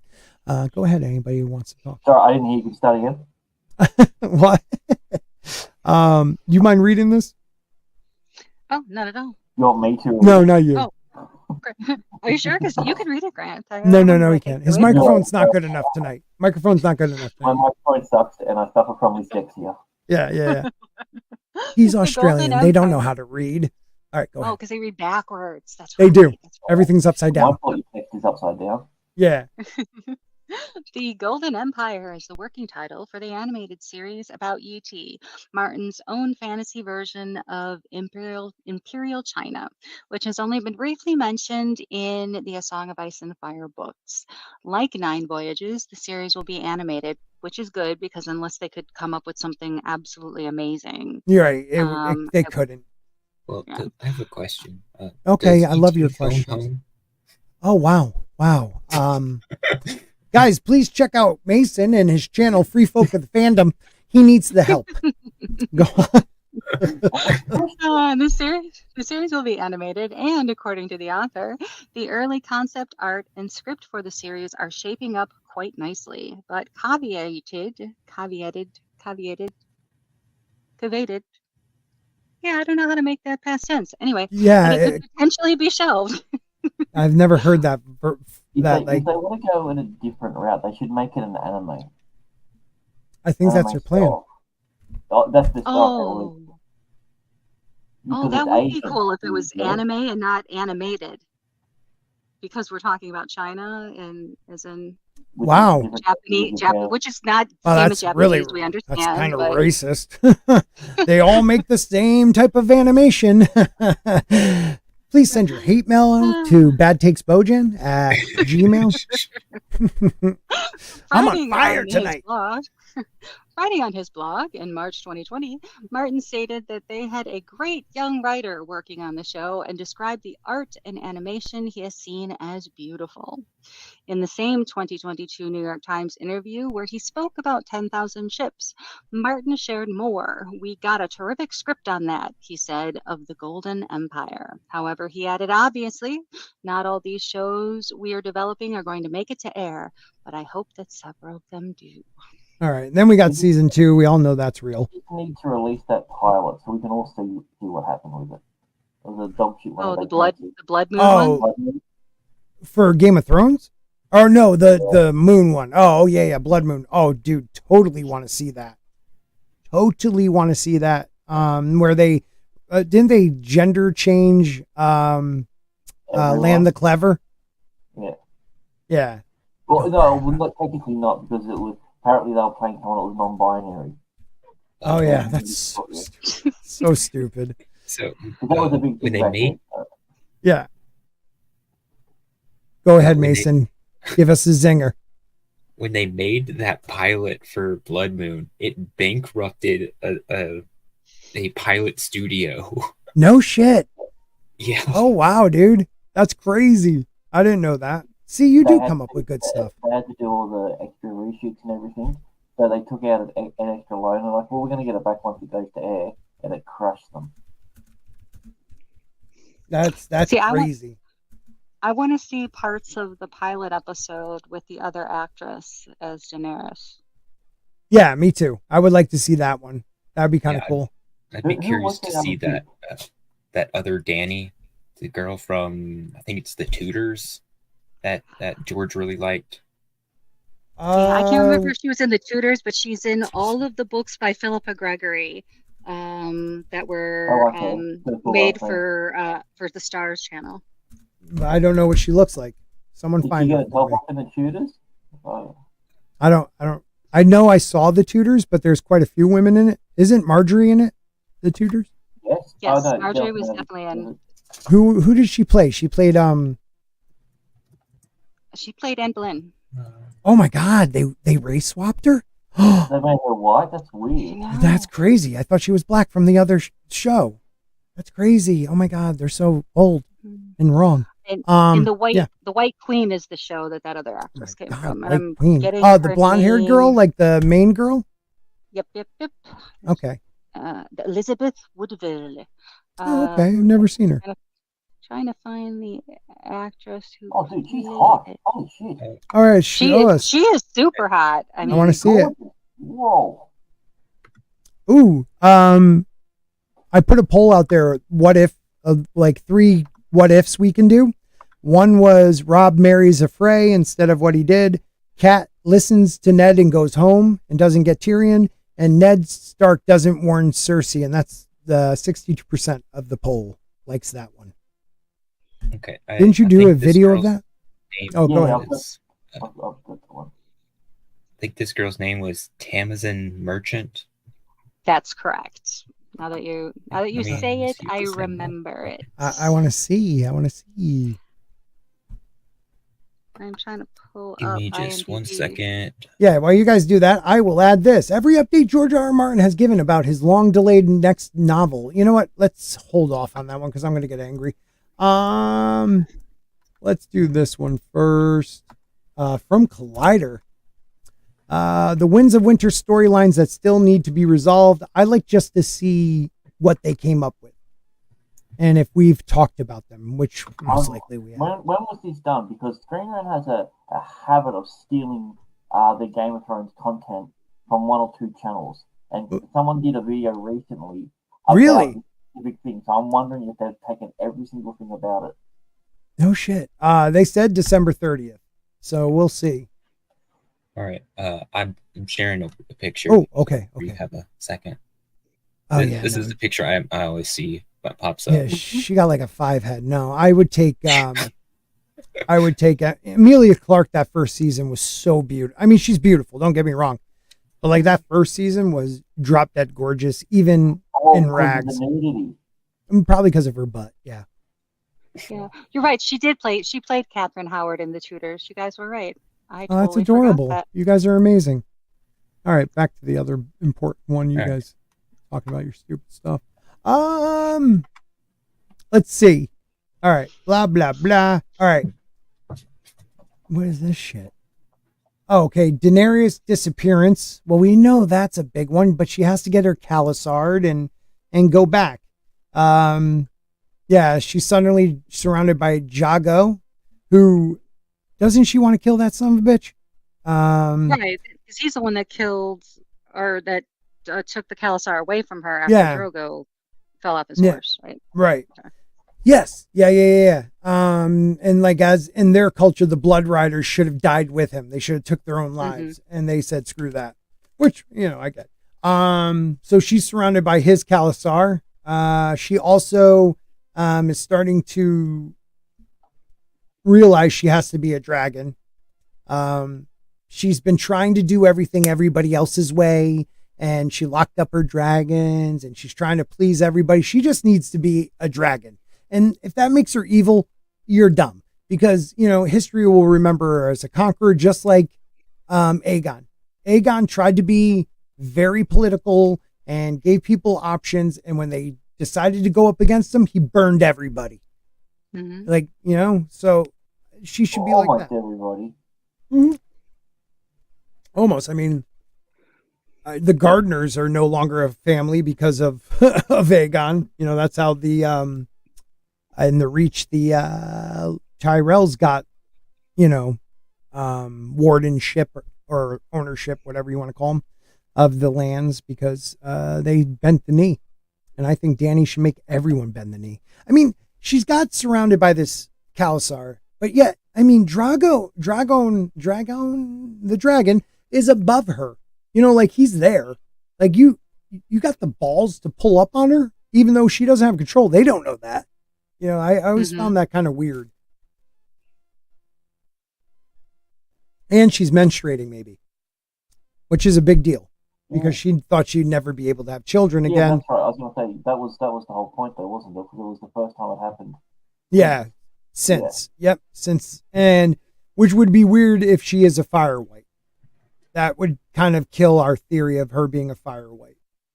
Yeah. Well, it's definitely a weird sort of blood magic. Because girls bleed every month. Well, she's only powerful once a month. Yeah, she's very powerful and angry. What do you guys think about this? We all know it needs to be wrapped up, but how will she deal with this? Will she allow them to take her like she did in the series and then once again do a one-time miraculous fire trick 2 times, I guess? I don't see it being the same way. That was so dumb. It was just that was. It's like dumb and dumb. It's like, well, what are we gonna do? It's like, well, we did this thing before, and it's like that worked. Remember no, what they did was they should have been like, Dany forgot about the funeral pyre, something like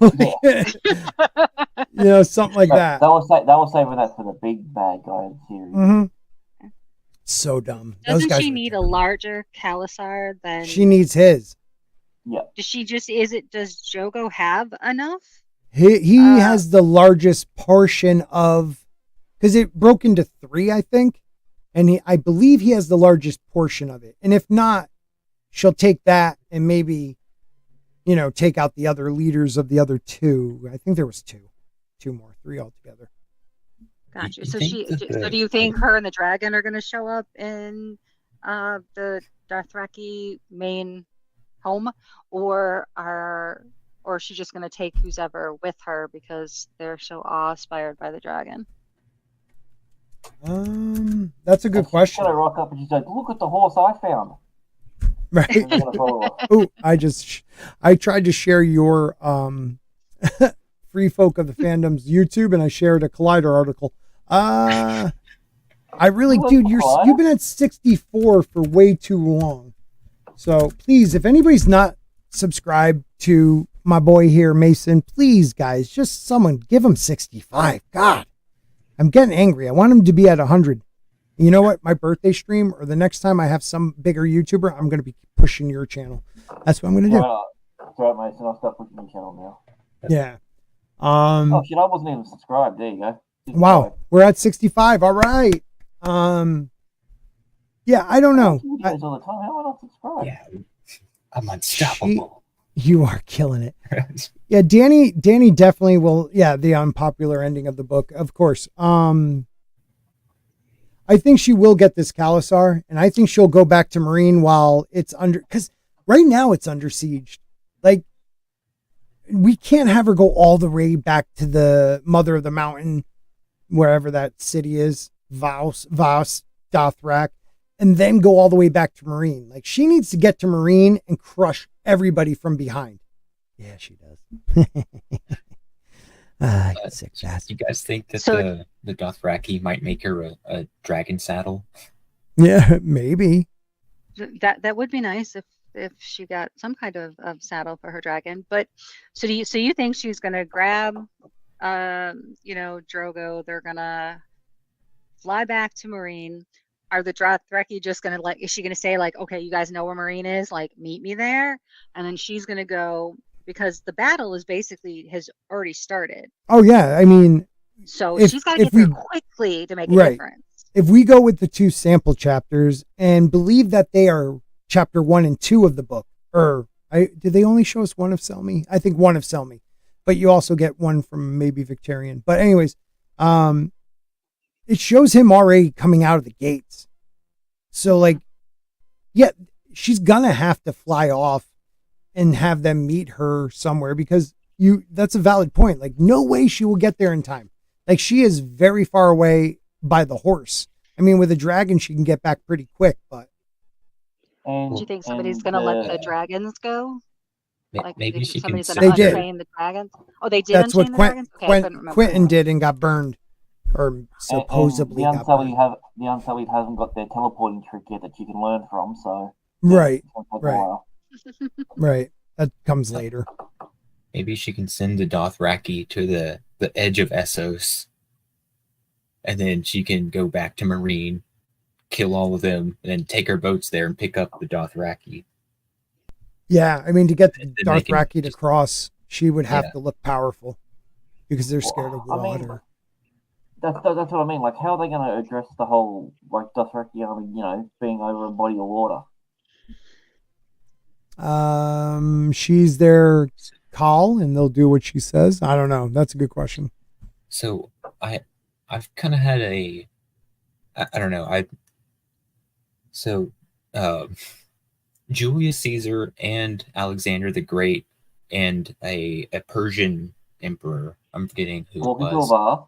Walk into Mhm. a used Sorry. boats and built a bridge of boats and crossed a lot of bodies of water. I think it'd be Mhm. interesting to see if Dany does that in a more fantasy type way, I guess. Does what again now? She what? Basically makes a bridge of boats. Oh, that to was cross. Julius Caesar. Julius Caesar did that too. Yeah, that's When what he you was- said.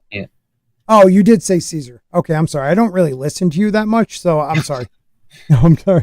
DJ B2 is here. Hi, peeps. What's up? He's over on, we're also streaming right now live on Mr. 110,000K channel. Yay. Mr. Grant Gregory. So if you're over there, please subscribe to me. God, I'm pathetic. Yeah, I don't know. But you're our pathetic one. So Thank you, buddy. Maybe, well, with Victorian coming, he has a pretty massive flagship. And then he also has boats that aren't warships. They're like more for merchants. So maybe that would be the one, the bigger boats they put the horses and people on from the Dothraki. I don't know. And Oh, can't they no, just, need the can they also maybe, oh, sorry. Don't say you're sorry anymore. I'm They sorry, I need the keep boats saying I'm they need the sorry. boats from that other Rings of Power. Remember how Galadriel transported 5,000 horses across on one little boat? That's true, and it rocks. was really deep. Yeah. Oh. Rocks sank. So They can It's just like, make the didn't they, rocks didn't they look show a up, picture and of then they that can fill boat it up. that's like tiny and had a whole huge hole that was like the it's like size a of clown state? car. Yeah, it's like a clown car. But Yeah, no, but aren't something there like that. just a bunch of slaver ships? Like if you I would mean, think that there gotta be they are- these ships. Yes, you're right. Some of the slaver cities are Karth. Karth actually came with their ships and are trying to attack them from the ocean, and Victorian is coming behind them. So those are probably pretty fat boats they can use too. So she just needs to get back quickly to tell the other dragons, don't burn the big boats. Right. Just kill everybody out. Yeah.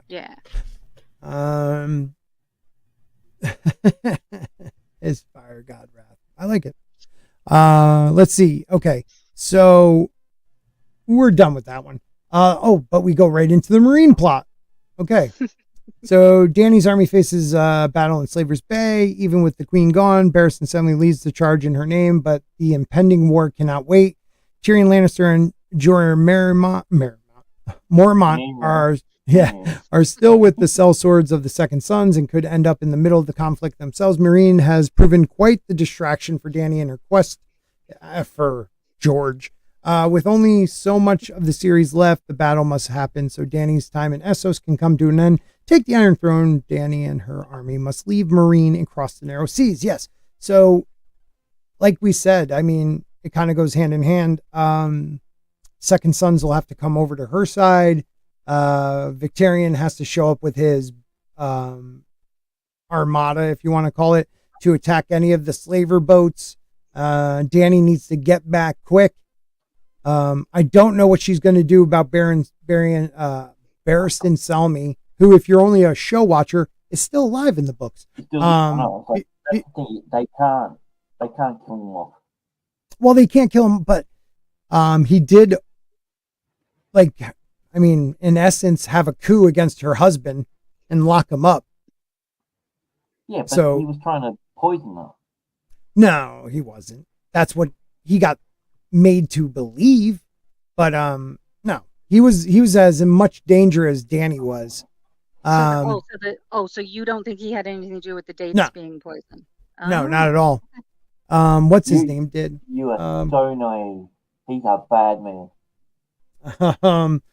Wait a minute. I can't think of the guy's name now. Yeah, I'm trying to still remember the name. Marine. The cow is fucking hell. Arab name? Nope. Spanish. Oh God, it's one of the people from Marine, but I can't. It's one of her like Shazdak, or Shave Pate, right? Something like that. Yeah, the Shave Pate, maybe that's his name, or the Shazdak is the one I think had something to do with it.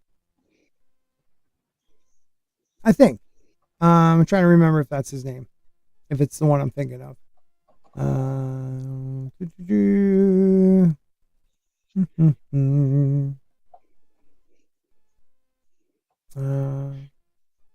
Sure. Bloody flux is going on. Yeah, I'm just talking to myself. Ben Plum is the one that is with the second sons. Hisdar is the one that gets. Yeah, well, Plum wouldn't poison dates. Plums and dates get along very well. So. Well, one of her guys eats most of them. The one that puts scars on himself when he fights. And prunes and dates don't taste that bad together. They're kind of the same, texture. Which ones? What? Prunes and dates are kind of the same texture, so they would go, even though the plums wouldn't. Oh, right.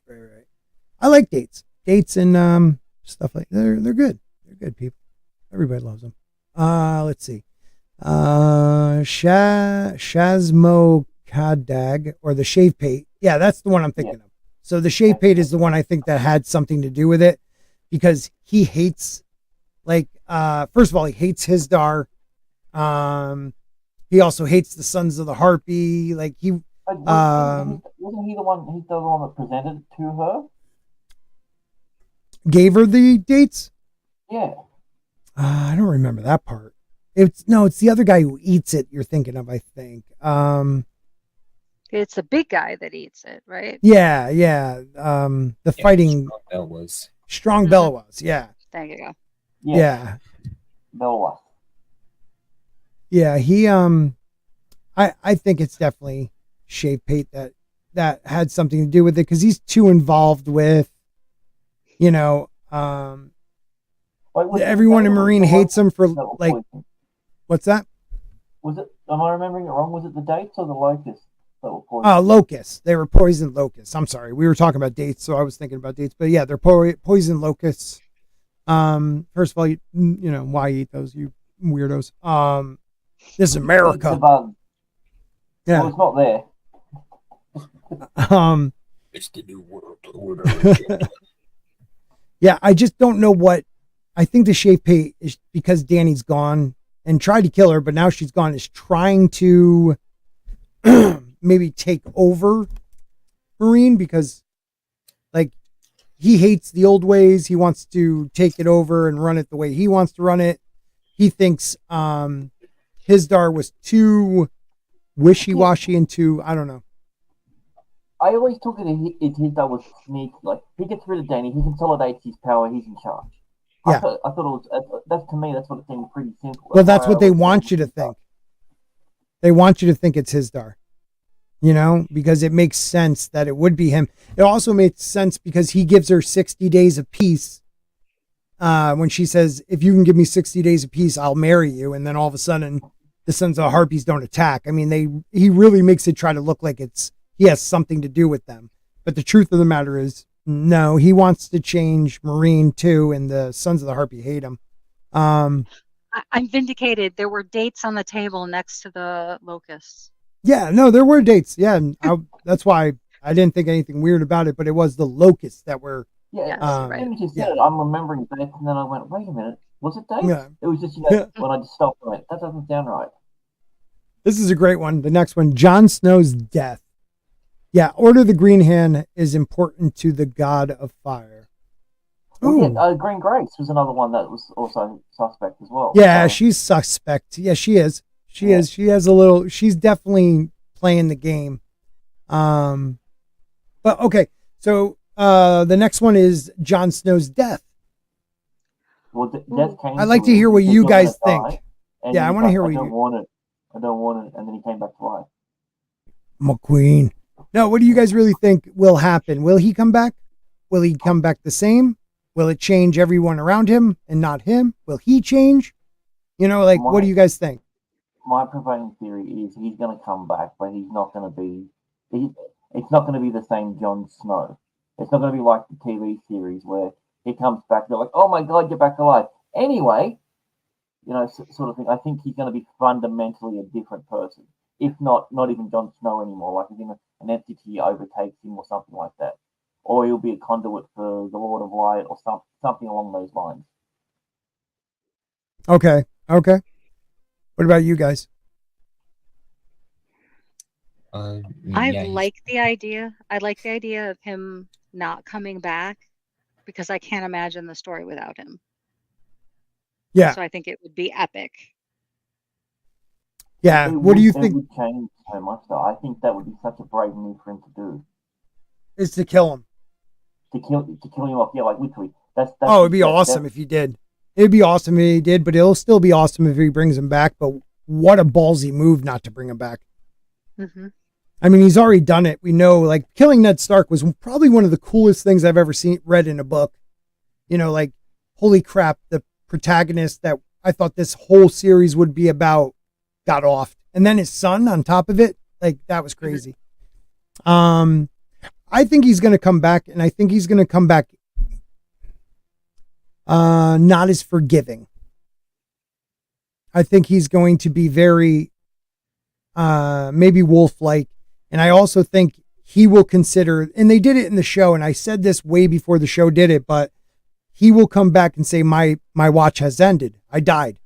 I'm out. Like, I am back to being Jon Stark or Jon Snow, and I think he's going south. I think you're right. It is kind of weird that at the time of his death, what's Winterfell's status? Say that again, man. I can't. Sorry, at the time of his death in the book, what's Winterfell's status? What's what status? Winterfell status. Winterfell is right now. The Boltons are in Winterfell, waiting, sending troops out to attack Stannis. People are fighting within with somebody going around and killing, a couple people here and there, and there's people that might be involved in the Grand North conspiracy against the Boltons. So there's a lot of shit going on there. But after he got, I don't know. I mean, no, not as of, you still have the phrase and the goddamn White Harbor. Manderleys. Thank you. I was like Masterleys. That's not it. Manderleys being, I think those two were just sent out because they were fighting to go after Stannis. So there's a lot going on down there. What were you going to say before, Mason, though? You had something. So Dance with Dragons ends with both Dany and Jon bleeding out. Kind of weird. But it is. Well, I like that, dude. I never thought of that. But Jon is definitely coming back. He's like the main. He's the character tackling the main problem. Like the book opens with the prologue of the White Walkers, and he's looking for him. They were looking for him. Yeah, I really like that theory that they were worried that the other guy was Jon. Well, I mean, it reads that way. We figured that out how long ago? Like when we were doing the book series. If you are new here, we didn't finish a book review of Game of Thrones, and I think we went on to the next book, Clash of Kings. But when we were talking in the prologue, it's obvious they think, or they already know, there's going to be a Jon Snow with a sword that can beat them. because when they attack the Night's Watchman, he's described looking a lot like Jon Snow. And when he pulls out his sword, the others are scared. Like they kind of freeze for a second, no pun. And then when they clash swords and realize it's not what they thought it was, they start like pretty much playing with him, and like, yeah, I think because they start laughing at him. Yeah, they laugh at him, and like these like angelic looking weirdos just like laughing while you're fighting. And how they talk is like crackling ice and stuff. Yeah. Like, dude, I wish they did them correctly. That would have been dope. So, dude, I didn't even realize that. So you're saying they were after Jon from the very beginning? They knew from the beginning Jon Snow is the Pact of Ice and Fire. They know he's the one they're after. And they have an idea of what he looks like. They just don't know exactly. And that's why when they attack those Night's Watchmen, the younger one who's in charge, and I can't was he from the Eyrie? He might have been from the Eyrie, I think, which has First Men blood also.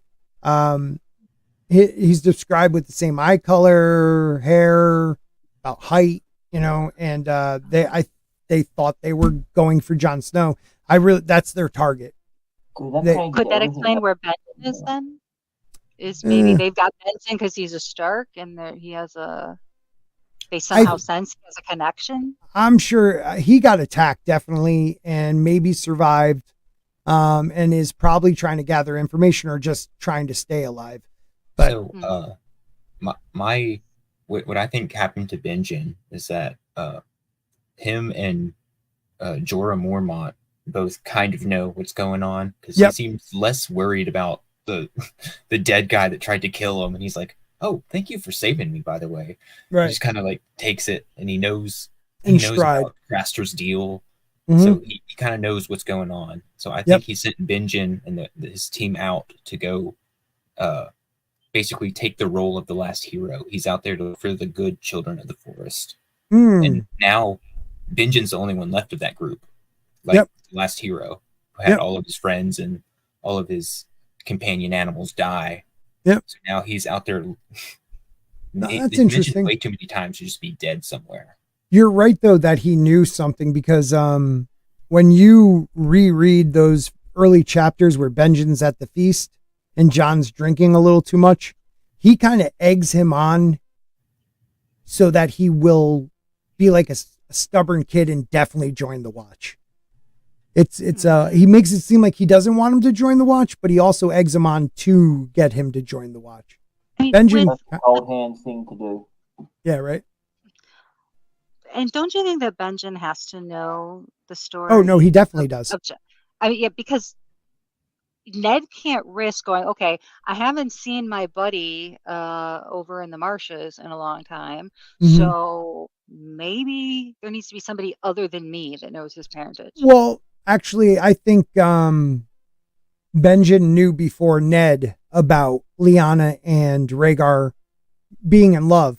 When Rhaegar came to steal Lyanna, Benjen was the Stark in Winterfell. Both Ned and Brandon Stark and their father weren't there. So he was the head of the household.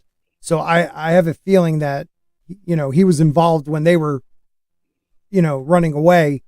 He must have had, contact with that and was told what was going on. Like she's in love, I'm in love, he's in love, we're going to, run away and get married, blah, blah, blah. And I think that's why one of the reasons he joined the Black is because he never forgave himself for what happened to her. And he's one of the only people that knows the truth. And he didn't want to be there, giving away any, seeing Jon every day and maybe slipping up. So, he left Ned being the only, and also the Ned being now the new Lord of Winterfell, having the younger brother there doesn't help, but he could have had his own, branch family if he wanted to, but he decided to go there because I think he knows what Rhaegar's plan was. Oh, that makes sense. I mean, it would have been nice for him to stay though, because maybe he could have convinced Ned to tell Catelyn or something because of the fact that how do you, maybe he was just not paying attention, but how do you watch your wife treat this kid like shit? Yeah. I mean, I realized at the 13 years. beginning, I realized at the beginning because they didn't know each other. Mhm. But before you leave to go to, before he goes and before you go to King's Landing, like, you might want to throw it to her. Hey, Kat, you've been a bitch to this kid, and I'm going to tell you the truth. But like he swore an oath, and he's that type where he literally took it. He couldn't tell anybody. Well, And so also, Catelyn's a cunt. Yeah. Catelyn is the biggest protection that Jon could have. So if he is half Targaryen, then you want your wife to hate your bastard. Right. Otherwise, if she knows, she might either A, turn him over to the king because she just wants him gone, or Right. B, treat him like, why does she like the right? the Because she's trying to get bastard? she's trying to get that's not right. on his good side. Yeah, I don't know. So it's like Harry Potter when Harry has to stay with the Dursleys, who just hate him, but they're his only family, so that gives him the. I also think the Dursleys treated Harry like shit because he was a Horcrux. That's a definite. It makes people react differently, but they were still douches. But except for Dudley at the end. There was a nice little redemption arc in the story. Yeah, Dudley. And the aunt. Food and that. Yeah, but a little bit. More so Dudley, I think. I mean, the aunt, I don't know. What up, RC Scott? They even had that. They even took that out of the movies as well. Yeah, that was dumb. Yeah. All right, so we're done with Jon. Arya and the Faceless Men. This is a good one because she's gonna leave and be Arya Stark. Are they gonna gonna let? I almost feel like they never touched on it in the show after she left, but don't you think the Faceless Men will be sent out to kill her? Yeah. I mean, she went as far. Her skills for her own personal benefits. Yeah, she lied to them, and they're not going to take that well. I mean, she's gotten to the place where they removed her face, didn't they? So now she can, change her face and do what she needs to do. She's in the sample chapter. She's Mercy. So and a little slut. So, I don't think it's going to be her coming back and killing the so-called Night King, but will she get, and even the phrase, I don't know about that, but she should be the Cersei's killer, or at least someone in that realm on her list, because there's only a couple left. The Hound? Or Jaime, he has a redemption and that's how he dies. She kills him. That's such a George thing to do. That would be awesome. Jaime saves her life with something like that, and she kills him. Yeah. I would love that. Her little sword goes right into his belly. Yep, or right through his throat. Instead of banging Brienne and just ghosting her. Oh, what a douche. That was a dumb. And then getting killed by. Was better. She must have had the worst sex game ever. Yeah, right. Stuff that I'm gonna go back and get bricked with my sister. Yeah. I'm gonna die by brick, one brick. But can you imagine being Brienne is be like, wow, he'd rather bang his sister than me? Oh my God, what is wrong with me? I know. I mean, the way she's been just attacked her entire life, but the way she looks, and a man finally shows some affection to her, because obviously she was in love with Renly too. Yeah. But yeah, that's true. But I think it's the same with Daenerys being out in the middle of, the Dothraki Sea. We can't, Arya has to do something epic with these skills that she's learned. So it might not, like said, it might not be what was in the show, right? Taking out the Night King or anything, but. So in the Mercy chapter, sample chapter, she's playing this character, Mercy. One of the guys from Harrenhal is with the Lannister, what do you call those? Emissaries, whatever you want to call them. They're coming to meet with the bankers of Bravos, and she ends up bringing them up to her room and killing them. But she may then either steal his face because he wasn't that big of a guy, or do something to blend in and get back on the ship with them to come back across. But then will the faceless men just say, oh, okay, well, thanks for wasting our time? Or will they, send somebody to kill her, maybe being someone she truly loves, face, and kills her? I don't know. I just can't see it going as smoothly as it did in the show. She was just, everything was awesome. I heard a theory that it's not actually Arya, that it's actually the wife, or whatever her name is, wife, as her. That's why she's allowed to leave in the series. But then, it wouldn't make sense of doing the revenge and everything. But I think that would be a cool twist if they kill off Arya and Jon. So what you're saying is the waif killed her and became her? Yep. That was her way of getting out. Or you reverse it. She kills the waif and takes the waif's place, saying, I have to chase Arya Stark. I don't know. That is a cool one, though. I just want George. Oh, sorry. It's been so long. I just want George to do something nuts. Something we just don't expect. Or even if we expect it, we don't think he'll do it. Like not bring Jon back. I just want him to do something. Anything.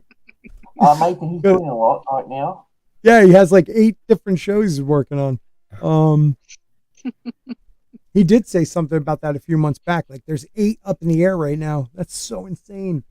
Work on your goddamn book, dude. He has to do with Jon Snow. He's gonna die and then come back and finish the books. That's what. Yeah, he's gonna be a fire white and come back.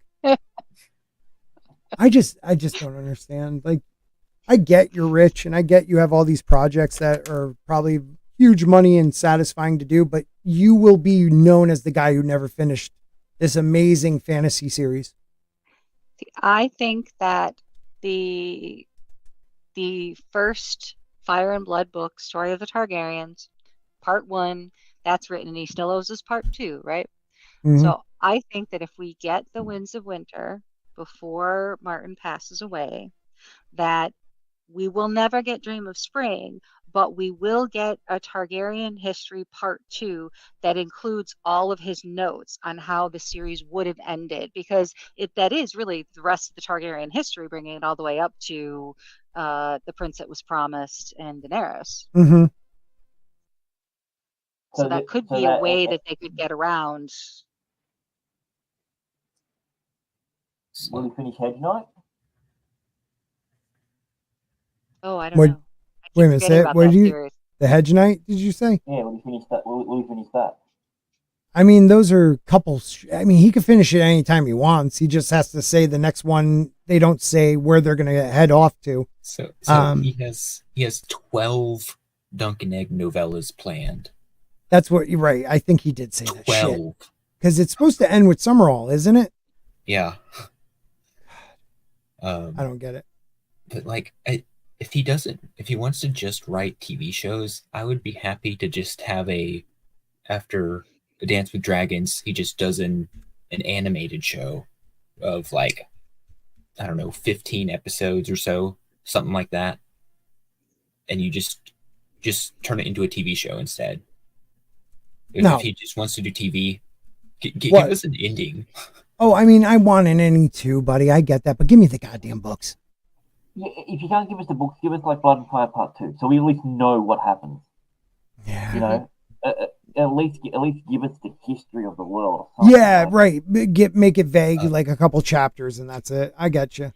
But if so, Fire and Blood Part 2, if it does go all the way to like present day Westeros, I wonder if it will get something about Lemongate. Because he said something about it kind of recently. What did he say about it? He said he's still planning to reveal something about Lemongate. Well, I mean, we all have an idea that it's not in Bravos, right? Lemon trees don't really grow. They won't grow in that climate. So it has to be somewhere like in Dorne or that level, that latitude. I don't know. It's cold, and it's. I think it said it's too foggy of a climate for it to grow in. Mm-hmm. It would be like a lemon tree growing in the UK. Yeah, or Rearwood in King's Landing. Yeah, like Yeah, is it King's Landing right about there? It might even be a little more north than that. But you're right. Yeah, like wait a minute, I can look right now. Hold on, I'll turn around. And we have a lovely message from Culture Casino about how much he loves this Mr. Grant Gregory stream. Oh, that's great. Thank you for watching on my channel and not Scotty. Appreciate you, He man. hates me now. He hates me. King's Landing is here. Where the hell's Bravos? Bravos is like Bravos north. is way up Yeah. there. That's up That's there. what I was saying. It's like Erie. Scotland. It's Yeah, way it's the like fuck up. it's way up there. We added to his 110K subscribed streams, but he brings in like 2 people and that's it. So thanks, Grant Gregory. You're welcome. Now, when the stream ends, do you have a video on your channel or does it just go away? Oh, you do. That's cool, man. Nice. I like that. Yeah, the last time we did, I had like 190 people watch it. How many? 190. That's awesome, man. That's great. Just make sure you put my link there, and pin it. Okay. They say that helps. Yeah, we'll see what happens with her. The Faith. Oh my God, I forgot about these guys. What will happen with the Faith? I mean, they're That's right. pretty. They're not loaded up. Yeah, they didn't blow up yet. What will happen with the Faith? That is a good question. I mean, they are strong, and they're as strong as they were when what's his name took over after his brother. Maegor. Who? Maegor. Maegor. Thank you, Maegor. Yeah. Maegor. I mean, they haven't had a Faith militia since then, right? Maegor crushed them and outlawed them. Right. Most underrated king. He saved the Targaryen line. He should get. That's why I love when Dany's outside of Karth. When she's saying, "I'm the blood of Aegon the Conqueror," and then she says something about him, and it's not like terrible. It's like prideful, like because you would know her brother would tell him stories about how great he was because they were Targaryen. So it's kind of cool that they saw him in a different light than the rest of the world sees him. But what he did was save the Faith wants to destroy them. Yeah. And then she declared herself Maegor with tits. Oh wait, no. Yeah, Maegor with teats. You think they'll get ignored in the books? Good question, Brian. Shame. I mean, we did finish that part. She did her shame walk. Do you think it'll be a quick, she's just going to destroy them type thing again, but maybe not take out every character that you're up against, just like the major part of the Faith? I think Pigeon Ned's going to come into play. I think he's like going to take over. Like he'll shit on, like right in front of the, what do they call the leader of the Faith? What's this? The Sparrow, and he slips on the shit and dies. He's going to like land on his shoulder and start like whispering in his ear. Everyone's going to think he's crazy. Wow, that is a good question. I don't know. The Faith. All right, let's see what Collider says about the Faith. Hold on. As in the show, the High Sparrow and his army have gained a lot of influence in King's Landing. However, in the books, the conflict is far from over. With Cersei having just completed her walk of atonement through the city, she is still set to face trial by combat for the High Sparrow's true accusations. This conflict has long been coming to a head and needs to find a resolution. Whether Cersei will win or the Faith will be found victorious is to be determined. Yeah, that's a good question, man, because there was a lot that happened. So maybe that's how Aegon kind of wins some respect. Like he comes in and puts the Faith militant back in their place. Oh, and that's why the small folk like him a lot more. Laura's about to give head. Yeah, dude, that is a really good. No, I think that's one of the smartest things I've heard. That is how Aegon gets the love of the people too in King's Landing. Like he comes in and takes control because maybe the Faith oversteps, while Cersei's in charge, and he comes in and kind of liberates the people from their own faith. I kind of like that idea. I'm glad I had it. You heard it here first. No, that's a good idea, man. Because there has to be something Aegon does where the people of King's Landing don't hate him for Hmm. like usurping, but really taking back his throne. What do you think, Grant? Sorry, I just had a phone call. I missed what you said, buddy. Good story. What about you, Tina? No, please. No, I really like what Mason has to say, because that would be a nice way to end it rather quickly, but it still have an impact on the story. Because right now the whole Cersei blows up the Sept, ooh, they're all gone. If they followed with the TV series, I think that is too easy of a solution without redemption, without, wouldn't really change the opinions of the people one way or another. It would be like, I guess it could be a way to have the people not trust Cersei or the king, because we're going to assume here that Tommen doesn't off himself. So then, if that's the case, then the people They would just just put a go, giant okay, now trampoline underneath him and he survives. there you go. Well, they can't. They can't now. They know that they can't trust the royal family at all, because Mm-hmm. they could have a personal vengeance against the faith, take them out, but it does nothing to benefit the people. Yeah. I mean, if I was the faith, I would go after Tom and I would try and convert him. I'd try and that would be the ultimate goal: get someone in power to be a believer. And he's young enough and susceptible enough that it could work. So in the books, he's very young, Tommen. So I'm He's wondering, only like 9 or 10. Isn't he? yeah, yeah. So it's not going to be the same like the Faith did with him in the show. I don't even think he's like 9 or 10. I think he's a little younger than that, right? Yeah, I think he was younger than Arya. Because I think Marcella is in the middle and she's like Yeah, 7. that's right. That's right. Yeah, so he's closer to what's his name? Rickon. I think he might be like 4 or 5. You're right. Oh shit! I didn't think he was that. Yeah, he's young. But one thing's for sure, we can be excited for Tommen's war against the Beats, because he said he's going to outlaw them. So we can wait for that in Winds of Winter. Wait a minute, what did you say? I can't hear you that well tonight. What did you say? So Tommen. No, not you. Not you, okay. Mason. Okay, thank goodness. What did I do wrong?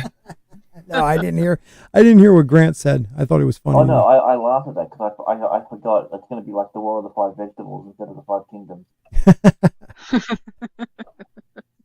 That's awesome. Well, Mr. Bigwig Majig AG Lig Vittenham Ham Jam Figstig says that the faith's growing influence could lead to more direct involvement in the governance of the 7 kingdoms, potentially leading to a theocracy or a partnership where the faith has significant control. How the faith of the 7 will react to the supernatural threat of the White Walkers and others, if at all, is another area of speculation. Their reaction to this existential threat. Cool. I'm going to look up what theocracy means. Say that again? Okay, sorry. I didn't know what the word theocracy meant, so I had to look that up. And it means, okay. I mean, we all know what it means, but maybe you just want to, tell everybody the definition so other people know. Oh, okay, yeah. But I don't. It's a system of government which priests rule in the name of God. So, in other words, it's like what the Vatican was back in the day. Yeah, like theology. Exactly. Yeah. Yeah, Back I knew in the Holy Roman Empire. Yes. That's awesome. Great stuff. Yeah. You know what? It's crazy. I just forgot about the faith, kind of like Dan and Dave. So I really don't know. But then you got the Greyjoys. There's so much going on with them. Not this freaking guy, but the real Huron. You have him down near the Reach, or actually near Old Town. Old Town. Thank you. And the Arbor in that area, probably doing some wacky, crazy blood sacrifice with all these spiritual and mystical captives he has, and his firstborn, or not his firstborn, but one of his kids being sacrificed too. I just want to see him in battle with his armor. Like, I want to Yeah, see dude. how that would go. Like, it would practically make him vulnerable. Like, Sorry, I was clapping for culture. He just wants everyone to know he's prepping for a show. So yeah, he'll try to take you guys from me. But that's okay. No, I love you, culture. Wish we talked more. I miss you, but life is busy. You're a good dude. Keep growing.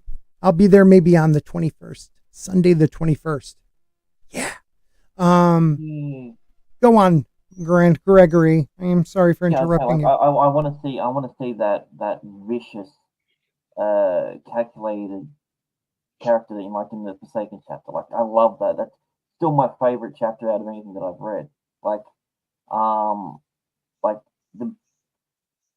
you learn so much about a character just from that, and I think he would be an awesome addition into the entire thing. But I have no idea if are all the sample chapters gonna be in the book, because we got those years ago. Yeah, I think there was report that he was tweaking them. So the sample chapters were like the overflow from Dance with Dragons. Right. But there's a chance he got rid of anything that he showed us. I hope not, because it's such a good chapter. Yeah. Though. Yeah, I know. Mm-hmm. The Forsaken is one of the best chapters I've read. It's like horror. Yeah. Well, if you, he's cruel, but he's calculated. It's sadistic, but he's not taking joy in it. But you can tell he tries to make you think he's taking joy in it. Yeah.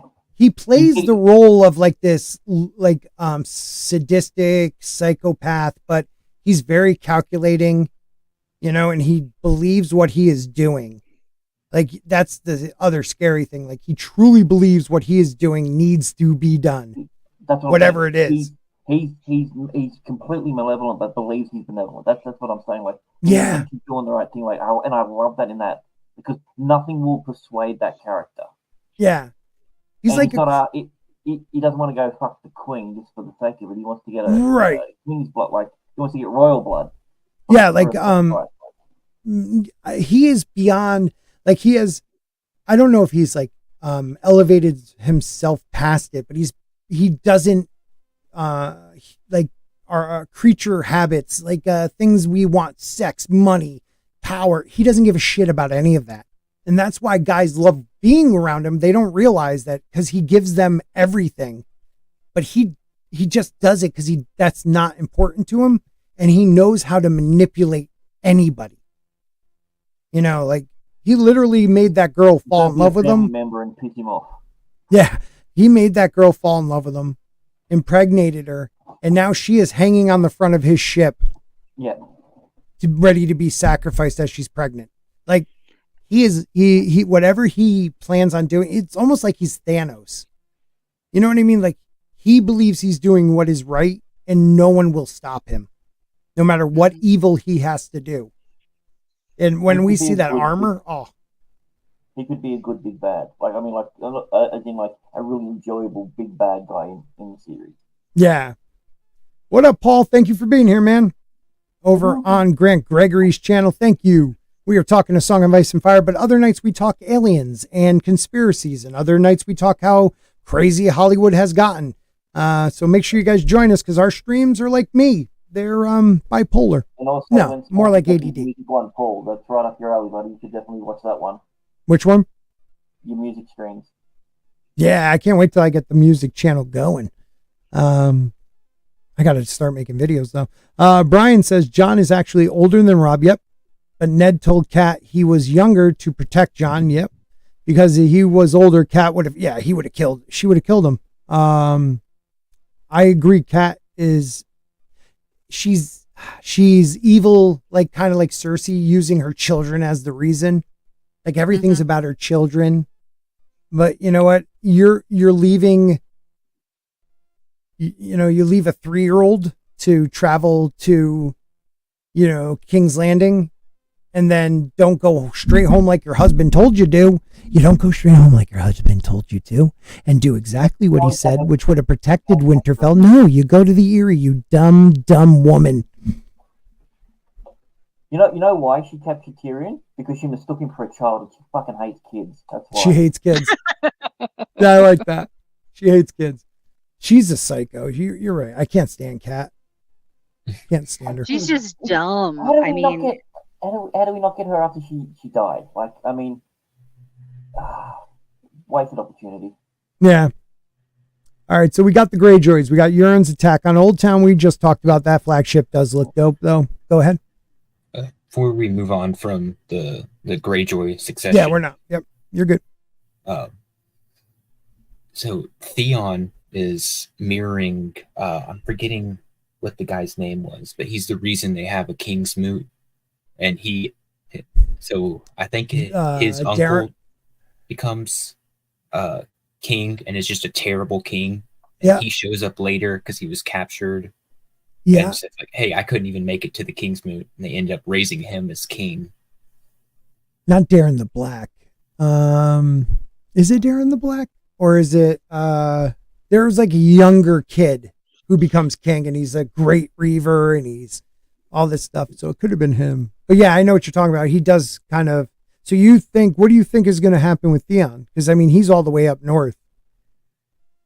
Well, I think at some point he's going to make it back to the Iron Islands. And then that's the way they get rid of Euron is they raise him to be the king. And then I guess Asha continues the line if Theon can't do anything. What about you muted, Scotty? No, I'm not. I didn't say a word. I was just doing a face. I just want to say hi to Mark of Reality. Okay. Victorian? Yep, Victorian. Yeah. Are you coming to play? What was that again? I said we're talking about the King's, like with the King's Moot and everything. He's talking about the King's Moot, how Euron came in late and won it by like showering them with gold and stuff. So in the first King's Moot, there was a guy that was captured and couldn't attend it because he was in prison. Right. And then I think it was the guy's uncle ends up winning the King's Moot, but he ends up being a terrible king and everyone on the island hates him. And eventually the guy gets free and comes back and they end up usurping his uncle for the nephew. I think that's what's going to happen to Theon. He's going to end up coming back to the Iron Islands. And because everyone else has already spent their time at the King's Moot, like Asha, who was Balon's chosen heir, Victorian, all of them have already tried and failed at getting the iron or the Cecil chair from Euron. Now it's Theon's turn, and Theon end up actually taking it from Euron. The Dickless Wonder. I'm sorry, what? I said the Dickless Wonder. He could do it. The Dickless Wonder. Do you think Ash is going to have as much of a pivotal role as like Yara did in the series, or? So she's with, again, they're all up north. She's with Stannis right now as a prisoner. So maybe they end up talking Stannis into, like, instead of going to Dany, they end up teaming up with Stannis, and he lets them go to capture the Iron Islands. Yeah, because I don't know. I don't agree that, so let's not forget he's a prisoner. Right, you're right. Theon's a prisoner in the sample chapters. I don't see him being able to get the crown, but I can see her, being the one that actually wins over the Iron Islands. Well, because she would have won. Maybe Theon helps her. I think Theon will help her. I just don't think he's worthy. He thinks he's worthy. She has already tried to. She's already pleaded her claim. Right. At the thing, so she can't do anything anymore. Theon is the only one with the option. Yeah, but if they hold another King's Moot, you're saying she can't present herself again? Let's say Euron's she's killed. Already presented her claim and it was rejected. Oh, I thought Theon they can go to multiple. It's a once only deal. I didn't know it was one and done. I thought, like, let's say Euron dies. I thought she could throw her name in the hat again. Well, That's what I thought. this is only the second Kingsmoot ever. No. Yeah, No, there's been quite a few. I thought it was almost. It's not like it happens like every time though.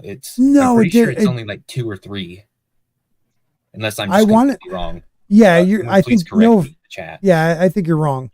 I think they haven't had one in a long time. Because it says, let me check. There are conflicting accounts of the time of the most recent Kingsmoot. While Archmaester Hagrid's history of the Ironborn states there has not been a Kingsmoot for 4,000 years, according to Maester whatever questions, is been 2,000 years. But prior to that, they had multiple ones. Because they say once a candidate puts himself forth, he was bound to the Kingsmoot decision. Only once in history of the Iron Islands has a Kingsmoot been declared unlawful. So it reads that there's been quite a few of them. They just haven't had one in thousands of years. Yeah, and there's one that was overturned because they didn't have all the candidates there. Yeah, something like that. Right. That same situation is what I'm talking about. That's what I'm confused. Yeah. It says when King Uragan the third Grey Iron died, his family called a Kingsmoot while his eldest son Torgon was off at sea raiding. The Kingsmoot raised up Earthrin, good brother, whose first act was to put all of Uragan's present kin to death. Torgon, the latecomer, returned 2 years later and claimed the Kingsmoot was unlawful since he, the previous king's son, was not present to put forth his candidacy as was his right. Since Uranthan was bloodthirsty and his cruelty made him many enemies, the priests in Ironborn denounced him and raised Torgon to the new king. So yeah, you're right. And it's that they're bound by the decision of the Kingsmoot. So Osher can't come back and say, "Oh, I want to try again." Yeah, I'm reading that differently. I just think it's like, okay, you're bound by this decision and you lost this election, but you can run again in 4 years. Yeah. And then after Torgon, his son and him ruled without a Kingsmoot. 2,000 years. The last Kingsmoot turned out to be a bloodbath with Euron Grey Iron having his men kill all the other attendees. Euron Red Hand declared himself the king of the Iron Islands and set up the hereditary rule. I win. Yeah, that's pretty smart to do.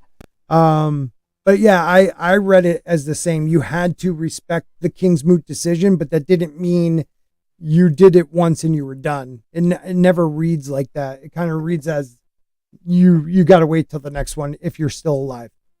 Oh yeah, so like if Euron does die without a chosen heir, then yeah, they could call another Kingsmoot.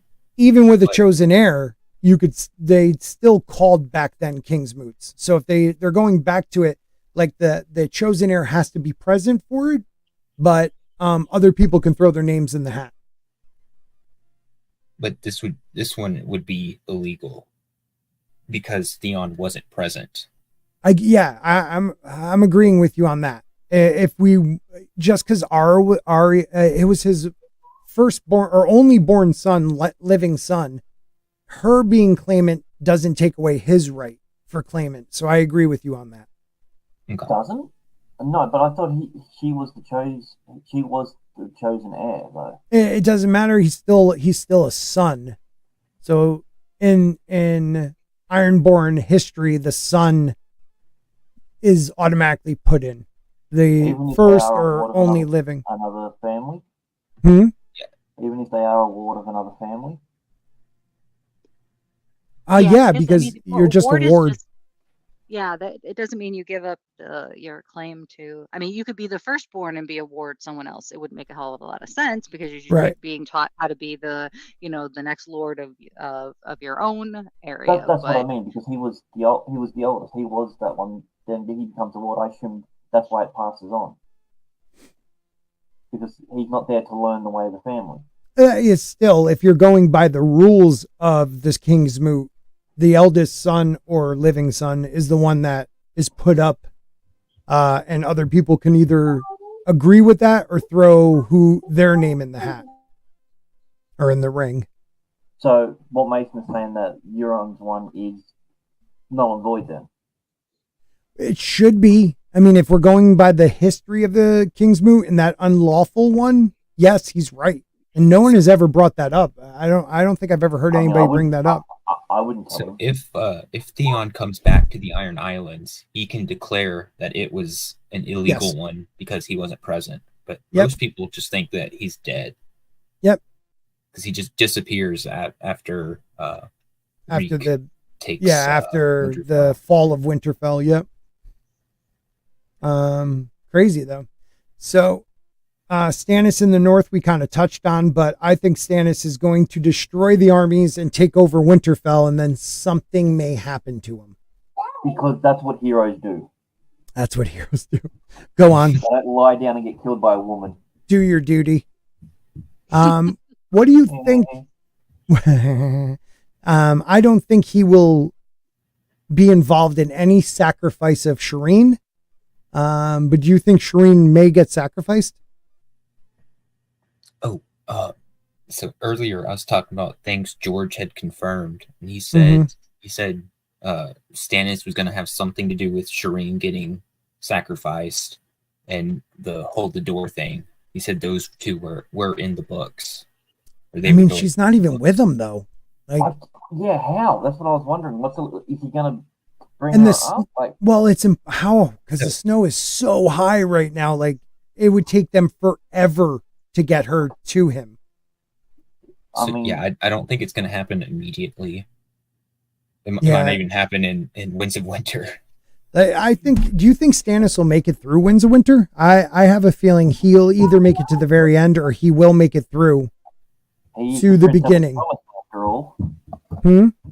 He was the prince that was promised. He is with his fake Lightbringer.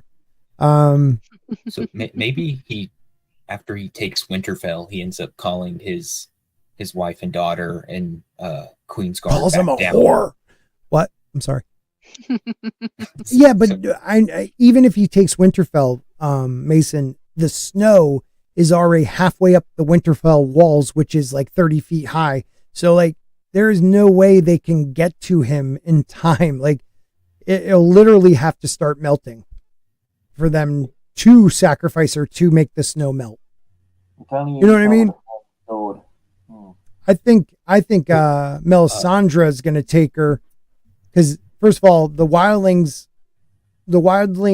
hate her because she has, grayscale on her face, even though it's dormant. They are terrified of her. I don't know. So Oh, so you maybe think Melisandre, because she's still at the wall with Shireen, will have something to do with her death. And not to maybe yeah, bring back Jon. Melisandre is going to try and make an actual Lightbringer, and Out he's of going to her? end up sacrificing Shireen. Stab her through the heart because it's the Yeah. only person he truly loves. Yeah, and That's maybe that's a different, but it's all about getting her to him and him to her. It's unless they take a dragon, like there's the snow, like there's no way they can travel all the way from the north at the wall to Winterfell. That is a long journey in itself. And to do that in 15 feet of snow, I just can't see how he's going to get that. I do like the idea, though, of Melisandre taking Shireen and using her to raise Jon. Yeah. Well, I mean, that's the only thing unnaturally hot, so maybe she just does fire magic to get there. She just like takes off her bottom half and walks through the snow. You know what I mean, man? She's a warm lady. What do you mean? They don't call it a fire crotch for nothing. Oh, her and Egret. Raise her from the dead. That was great. Yeah, so and he's isn't he waiting? He's waiting on no, I'm sorry. What's his name has no clue about Rickon. That's Davos. Okay. But we got Rickon Stark's hiding. Okay, so Rickon is like 4 now, and he is in Stagos, and Davos needs to get him to bring him back to Manderley, so Manderley will side with Stannis because he wants to have the male heir that they believe is still alive, in Manderly's possession. Will he get to Stagos, and will he bring him back? And will Stagos somehow be involved in this? Will their men follow Rickon? Like, is he like, being, okay, Stagos is supposed to be like this cannibalistic, crazy island with unicorns but you're a little boy with a freaking massive direwolf on your side that is vicious. I feel like they would consider him like kingly, and like they're following a 4-year-old. You know what I mean? These crazy warriors. Actually, that is a pretty good way to take care of the White Walkers. Just eat them. They can't do anything. Like, yeah, or at least unless they start like moving around in your stomach, I guess. Yeah, I mean, you can put them in drinks. Half an hour later, you're still hungry, and then you got to eat more. It's just it's like Chinese there's not a lot of food. meat on them bones. Yeah, it's mostly at this place. Oh, sorry. No, why did you say that? Go. Oh, I got sorry because I'm also saying I'm sorry for him. I'm sorry. But, so at this point, because I don't want to get the TV show and the books mixed up. So at this point, Davos' sons are still alive, right? His young sons. His young sons, right? Because in the series, they died later on when they were trying to take King's Landing. Yeah, but his sons are alive. Melisandre's chapter talks about her hoping, the best for, like, she's actually thoughtful towards Davos, even though he can't stand her. Gotcha. Because I was thinking if Davos had already lost his sons, he'd be doing everything that he could to save Ned's. I bet you he will have some type of connection because of not knowing, seeing his sons and his older sons all being dead. So there will be some type of connection, I think. If Rickon is on like Stagos, wouldn't, because he's Shaggy Dog was the most unruly of the direwolves. That's right, isn't it? Wouldn't that make him like absolutely feral? They take after. I'm saying, well, because of the way in which the connection between them, I can see that basically turning Rickon into this. He's no longer going to be a little boy. That's the thing. Like, is he going to be a crazy little boy? Or is he, does it just make him tougher? Who knows? But I mean, like, especially like if the direwolf can run free on that and is strong enough to kill everything. I can definitely see that going in his favor, where people will follow him, just like Daenerys with the dragons. And Rickon, again, like, caged dragons don't grow as big as free dragons. I'm guessing, a free Shaggy Dog running around this island doing whatever he wants is probably a beast. Kind of like Nymeria. She has a super pack following her of wolves. I mean, pretty wild. So dude. So it'd be cool to see that somehow Rickon has control, and he's a little more like, I don't know, he's way too young to be that important, though. So it's like, is he a Shaggy Dog story, or is that just another George making us think it's a Shaggy Dog story and he actually means something? I don't know. Well, I think that it's going to end up being different factions of people, like raising up different Starks. Yep, you got the having some sort of conflict, whether it's a full-blown civil war or something. Well, I mean, like Sansa being up at, like, say, like the Eerie sort of thing. And I was just about to say, because like in the show, there was a moment where I thought Sansa was going to let Jon like die and then charge in. Like, she has a weird smile on her face, but that's just the actress not being able to act. But I could see, because of everything she's been through, and she never really cared for Jon, she does think about him a little bit now that she's been through everything she's been through. But I could see her like offing her brothers to stay in power because she's scared of somebody controlling her. But again, we still haven't seen her turn. She's a little tougher in the Eerie, but she still makes dumb girl, like, Sansa dumb mistakes. Girl decisions. Yeah, like dumb girl. She runs like a girl, And Lady's dead. In the series. Yeah. Then we got Aegon and John Connington. That's a story I really actually am enjoying. Like if you read the sample chapters, Aegon is very kingly. He is a great strategist. He motivates his soldiers, but John Connington is rushing things because he has grayscale. And I think he is going to cause an outbreak. So like we said before, Aegon has to do something to stop the Faith, and Cersei takes over King's Landing, but then John Connington causes a outbreak of the disease I just said. Grayscale, thank you. Causing people to revolt against Aegon. And then Dany with her flames purifies the whole place, but people perceive her as being evil because of that. I don't know. Because fire is hot. Because fire is hot. Fire is hot. Yeah.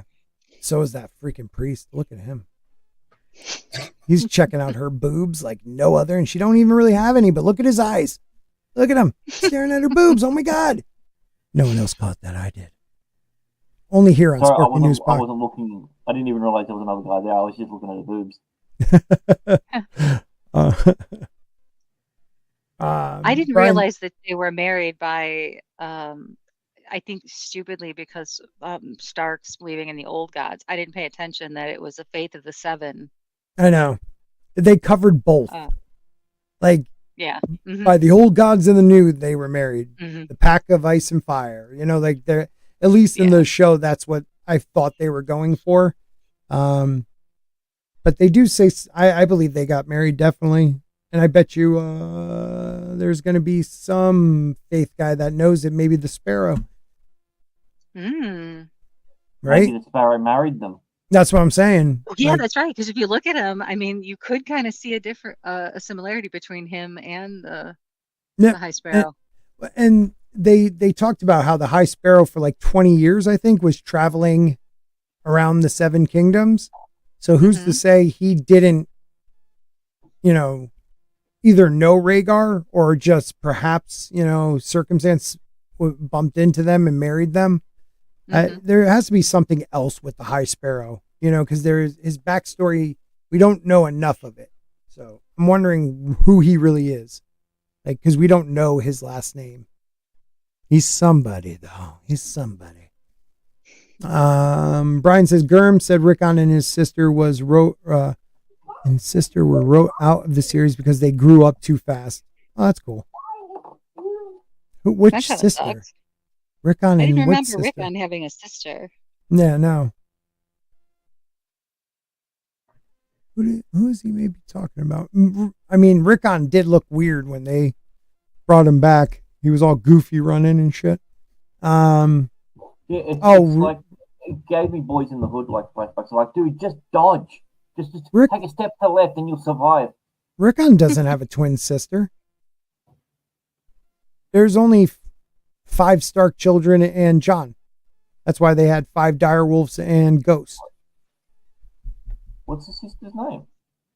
There is no sister. You have Robb, Sansa, Arya, or Bran, Arya, then Rickon.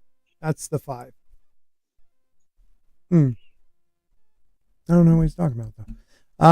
Yeah, so the Aegon and Jon Con thing. Like a side story or something that said, oh, by the way, he was a twin and died.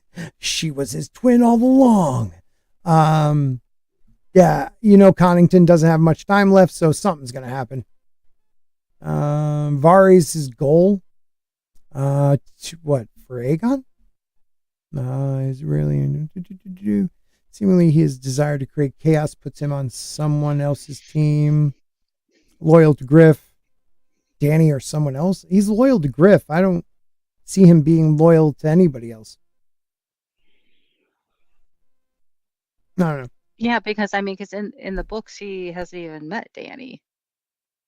Right. Yeah, no, he raised Aegon, like he helped raise him.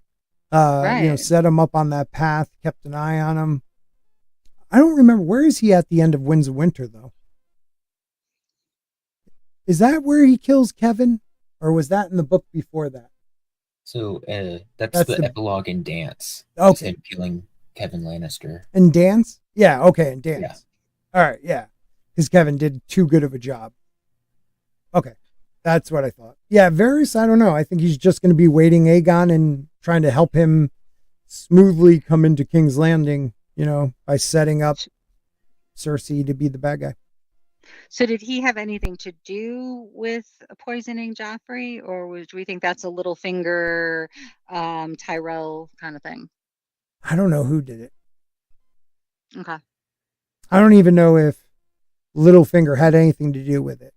The way he answers the questions, I think it's Sansa who brings up stuff. He just admits to it to sound like he's in control, but I don't know if he had anything to do with it. I could see just the Queen of Thorns being like, I'm killing this motherfucker. Yeah, no way. Totally. Yeah. I don't think Joffrey was the target. I think it could have been. It could have been Tyrion or Sansa, because it was in Tyrion's cup. I love that scene of her when her with Jaime at the very end. Oh yeah, I want Cersei to know I did it. I mean, that was just. I don't want to sound like Dave and Dan and faces and performances, but well, that was the actor. She did a great job, but that was a cool part. You're right. That was a cool part. But yeah, I think it could have been Cersei trying to poison Tyrion and ended up killing her own kid. Oh, that's right, because it was Tyrion's cup that Joffrey took. But Littlefinger wanted to take Sansa, and Sansa was married to Tyrion. Yep. So he would have to kill him to be able to either marry her himself or use her as a pawn. Yeah, because the whole Littlefinger part, with the wedding, Sansa could have snuck away easier with a wedding going on. So did he know something was happening, or was it just planned that this big day no one would expect her to escape? So did he poison or didn't he? I like to think George really thinks deep. I think Cersei has a bigger deal of killing Tyrion after the things he said to her about, destroying her life and killing her kids when he was angry that one time. So blaming Sansa would get her out of the picture too, using that hairband. But who gave her the hairband? It was Sir Dantos. It was Sir Dantos that gave her the hairband? Okay. Yep. All right, so maybe Littlefinger definitely knew something. You never know. Lady Stoneheart. She has Rob's crown. Mm-hmm. So, there's a channel called Sporking News Podcast. What is it? Oh yeah, Quinn. Quinn's Quinn, great. the GM. Yeah, Quinn's great. And he had a video about what he thinks the prologue is going to be. He said that every the even numbered books have a maester, and the spiel of it basically turns into it's going to be a maester delivering Rob's heir, who is then going to be attacked by Lady Stoneheart, who's going to take Rob's heir away from the Westerlings who had betrayed Rob. Mm-hmm. And then you have the Riverlands all behind Rob's heir, another Stark. Shit. Okay. I like that. Interesting. I mean, so when she died, she knew Rob's will. She wanted revenge. So she's running that path in the Riverlands, kind of following that path that will bring her, though, right to the neck. Perfect spot to... Right, for that. You're right. She's right in the perfect spot to, take this heir away from the Westerlings and kill them all. Save Edmure and put him back in River Run. In River Run. Yeah. And the Blackfish is out there still somewhere. Yep. Oh, that'd be That dope. does make a lot of sense. I mean, I would love her to have to redeem herself and crown Jon with Rob's crown. Yeah. But this other story makes a lot more sense with I don't know if he made Rob the heir, though. I think Rob didn't make Jon the heir. I think he used Jon, knowing Kat hated Jon and was scared of that, to then really put the person he wanted. Now, was it her? I don't know. Was it, Sansa? Like, I don't know who he put, because it wouldn't have been Sansa because she was married to Tyrion. Bran and Rickon were assumed dead. So a lot of people think he wanted to put her as the heir. But we won't know until we freaking see Howland Reed. So, I mean, she is on that path to get to the neck too. So she could take that heir, and in the what's the last log? Post log? Epilogue? Epilogue, bring the heir to the neck. Where Howland Reed is so they could read the document he wrote. But if he's an heir, you don't have to name a king, and just maybe make Howland Reed or somebody else the regent until the boy is old enough, or somebody in the Riverlands. But he would be more protected in the neck, because I mean, like, those castles move in the bogs, and it's hard to find them. So you never know. And that would be a great way to bring Howland back into the story. And I agree with Brian. They were dumb not to have her. She's such a great actress too. But don't you know that magic is hard to make in a show? Yeah. Like, she's such a good actress that she made me actually get upset when she was killed. Yeah. That's how, like, I forgot how much of a CUNT she is. Like, we'll see what's going on, man. That was it for it. I'm trying to think of anything else that we have talked about that wasn't in that storyline, but we're almost 3 hours in. Holy shit. I didn't realize we went that long. I guess we are not going to go over the timeline. We could wait. We could just run through that next week. we do it. We got time.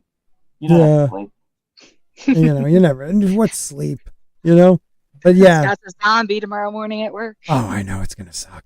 You don't need to be like coherent or awake when you're doing your job, do you? No, I deleted the one that had it. I think.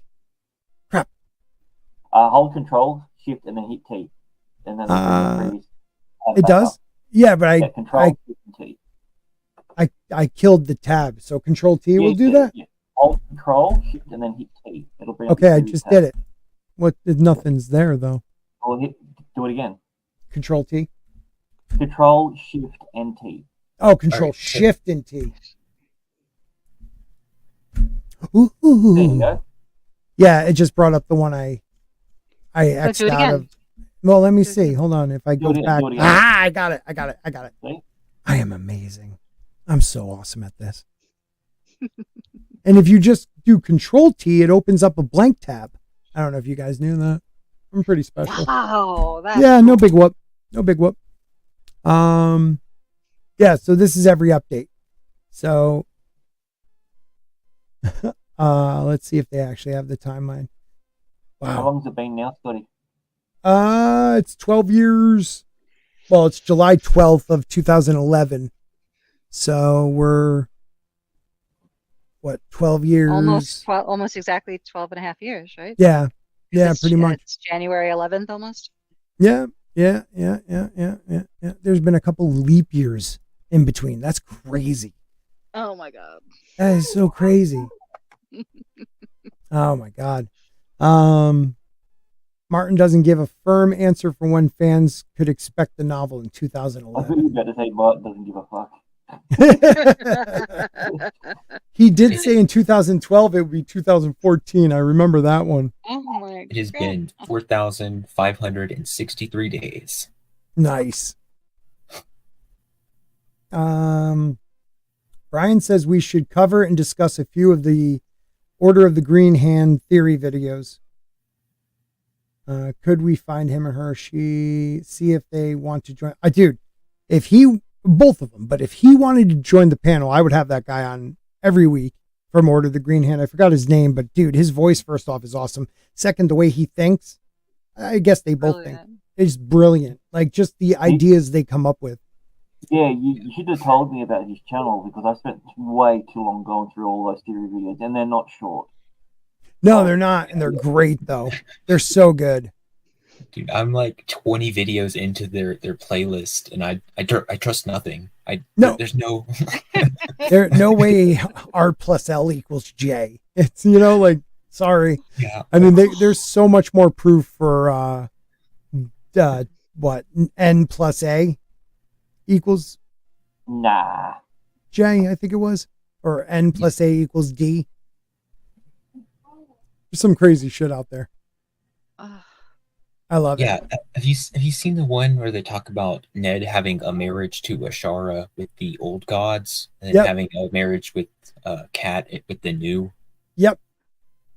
That's freaking crazy, dude. It's so dumb. It doesn't make any sense. And then you hear it and you go, I kind of Oh believe it yeah, now. that works. Yeah, exactly. I hate when you hear it. It's like there's no way in the world. It was like Varys being a mermaid.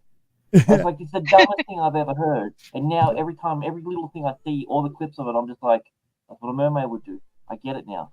Dude, I like their what does he say right here? His interaction with Oberon, knowing that the theory that he's a mermaid completely changes the whole context of everything. Everything. Or I don't know if they did, were they the ones that did the videos on Patchface? He is a freaky. I think that was Quiet, wasn't it? I don't know, but I know that like some of the things Patchface says comes true. Like everything he says comes true. Oh yeah. Every time he starts saying a thing, it's like under the water. Yeah, it's like a prophecy. Anytime he. Yep. Yeah. Well, I think that's similar to when Steve starts talking about all the Norse god connections. Yeah. There's a shit ton. Freakier and freakier. Yeah. Yep. There's a shit ton. I went down that rabbit hole. I'm just like, no, I can't. There's too many theories that are conflicting with each other in my head, and they're all making sense. So no matter what, and the problem is, George will have something that's completely different to all of it. Mm-hmm. It'll be like, oh, and by the way, this is set in the year 2037 after the fall of something or other, and it turns out this is all in the future. You know? Yeah. I mean that's Preston Jacob, who thinks it's a apocalyptic story, and it's all of it is, it's not magic, it's telekinesis and stuff like that. It's not a futuristic apocalyptic, but it is kind of apocalyptic. It is apocalyptic. I had Valeria, which was and the center of the universe. They were Atlantis. They were so ahead of everything else, and then they get destroyed. Mm-hmm. Knocks everybody back.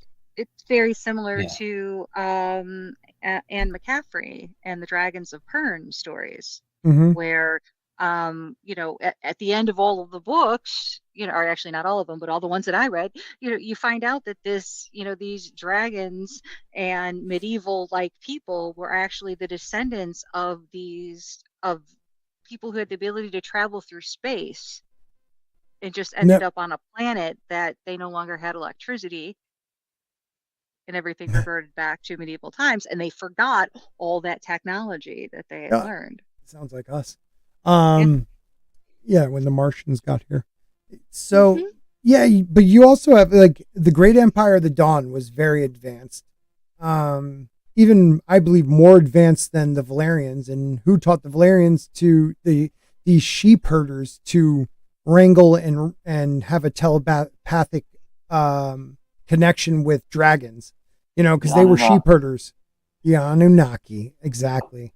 Yeah, Mr. Big Wig Magic AG Leg Vietnamese Ham Jam Fig Stig.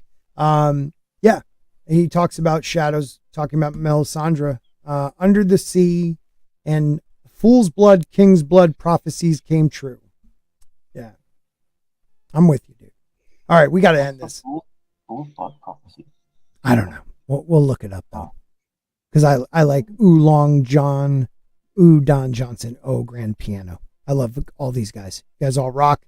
Thank you everybody for being here tonight. We are going to go out with a bang. Yeah, with a bang. And you might see us again. I don't know. I don't know how fast this will end, but everyone, thank you for being here tonight. You guys have rocked. What if there was advanced like US at one point, but they forgot it all? We will think about that, because that would be a fun thing to think of.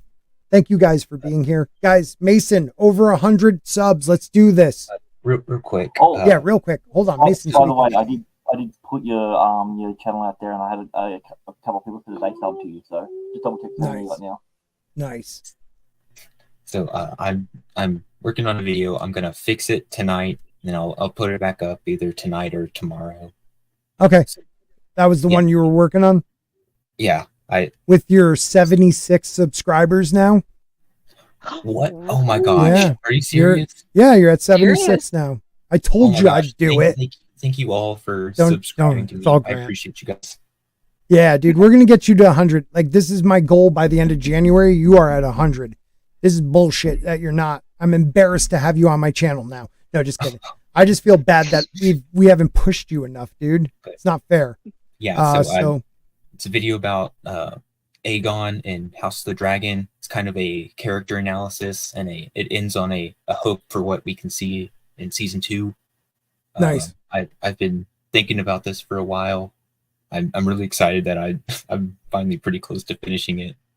I'm actually glad you're working on that, because next week I wanted to do one where we discuss what happens in the book and do we think it'll happen in the show. So that's kind of cool that you'll have that out.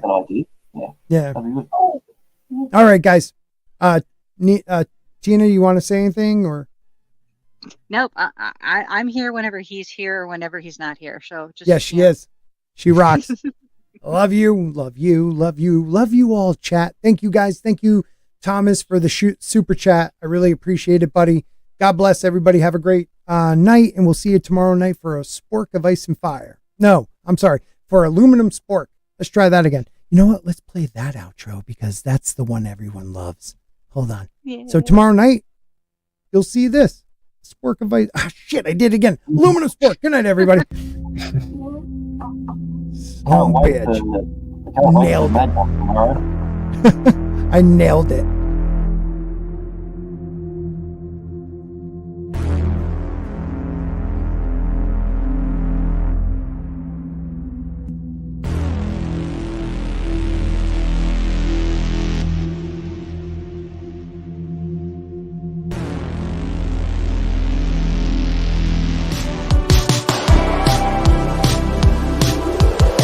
Aluminum Spork. See you tomorrow night, everybody. Good night.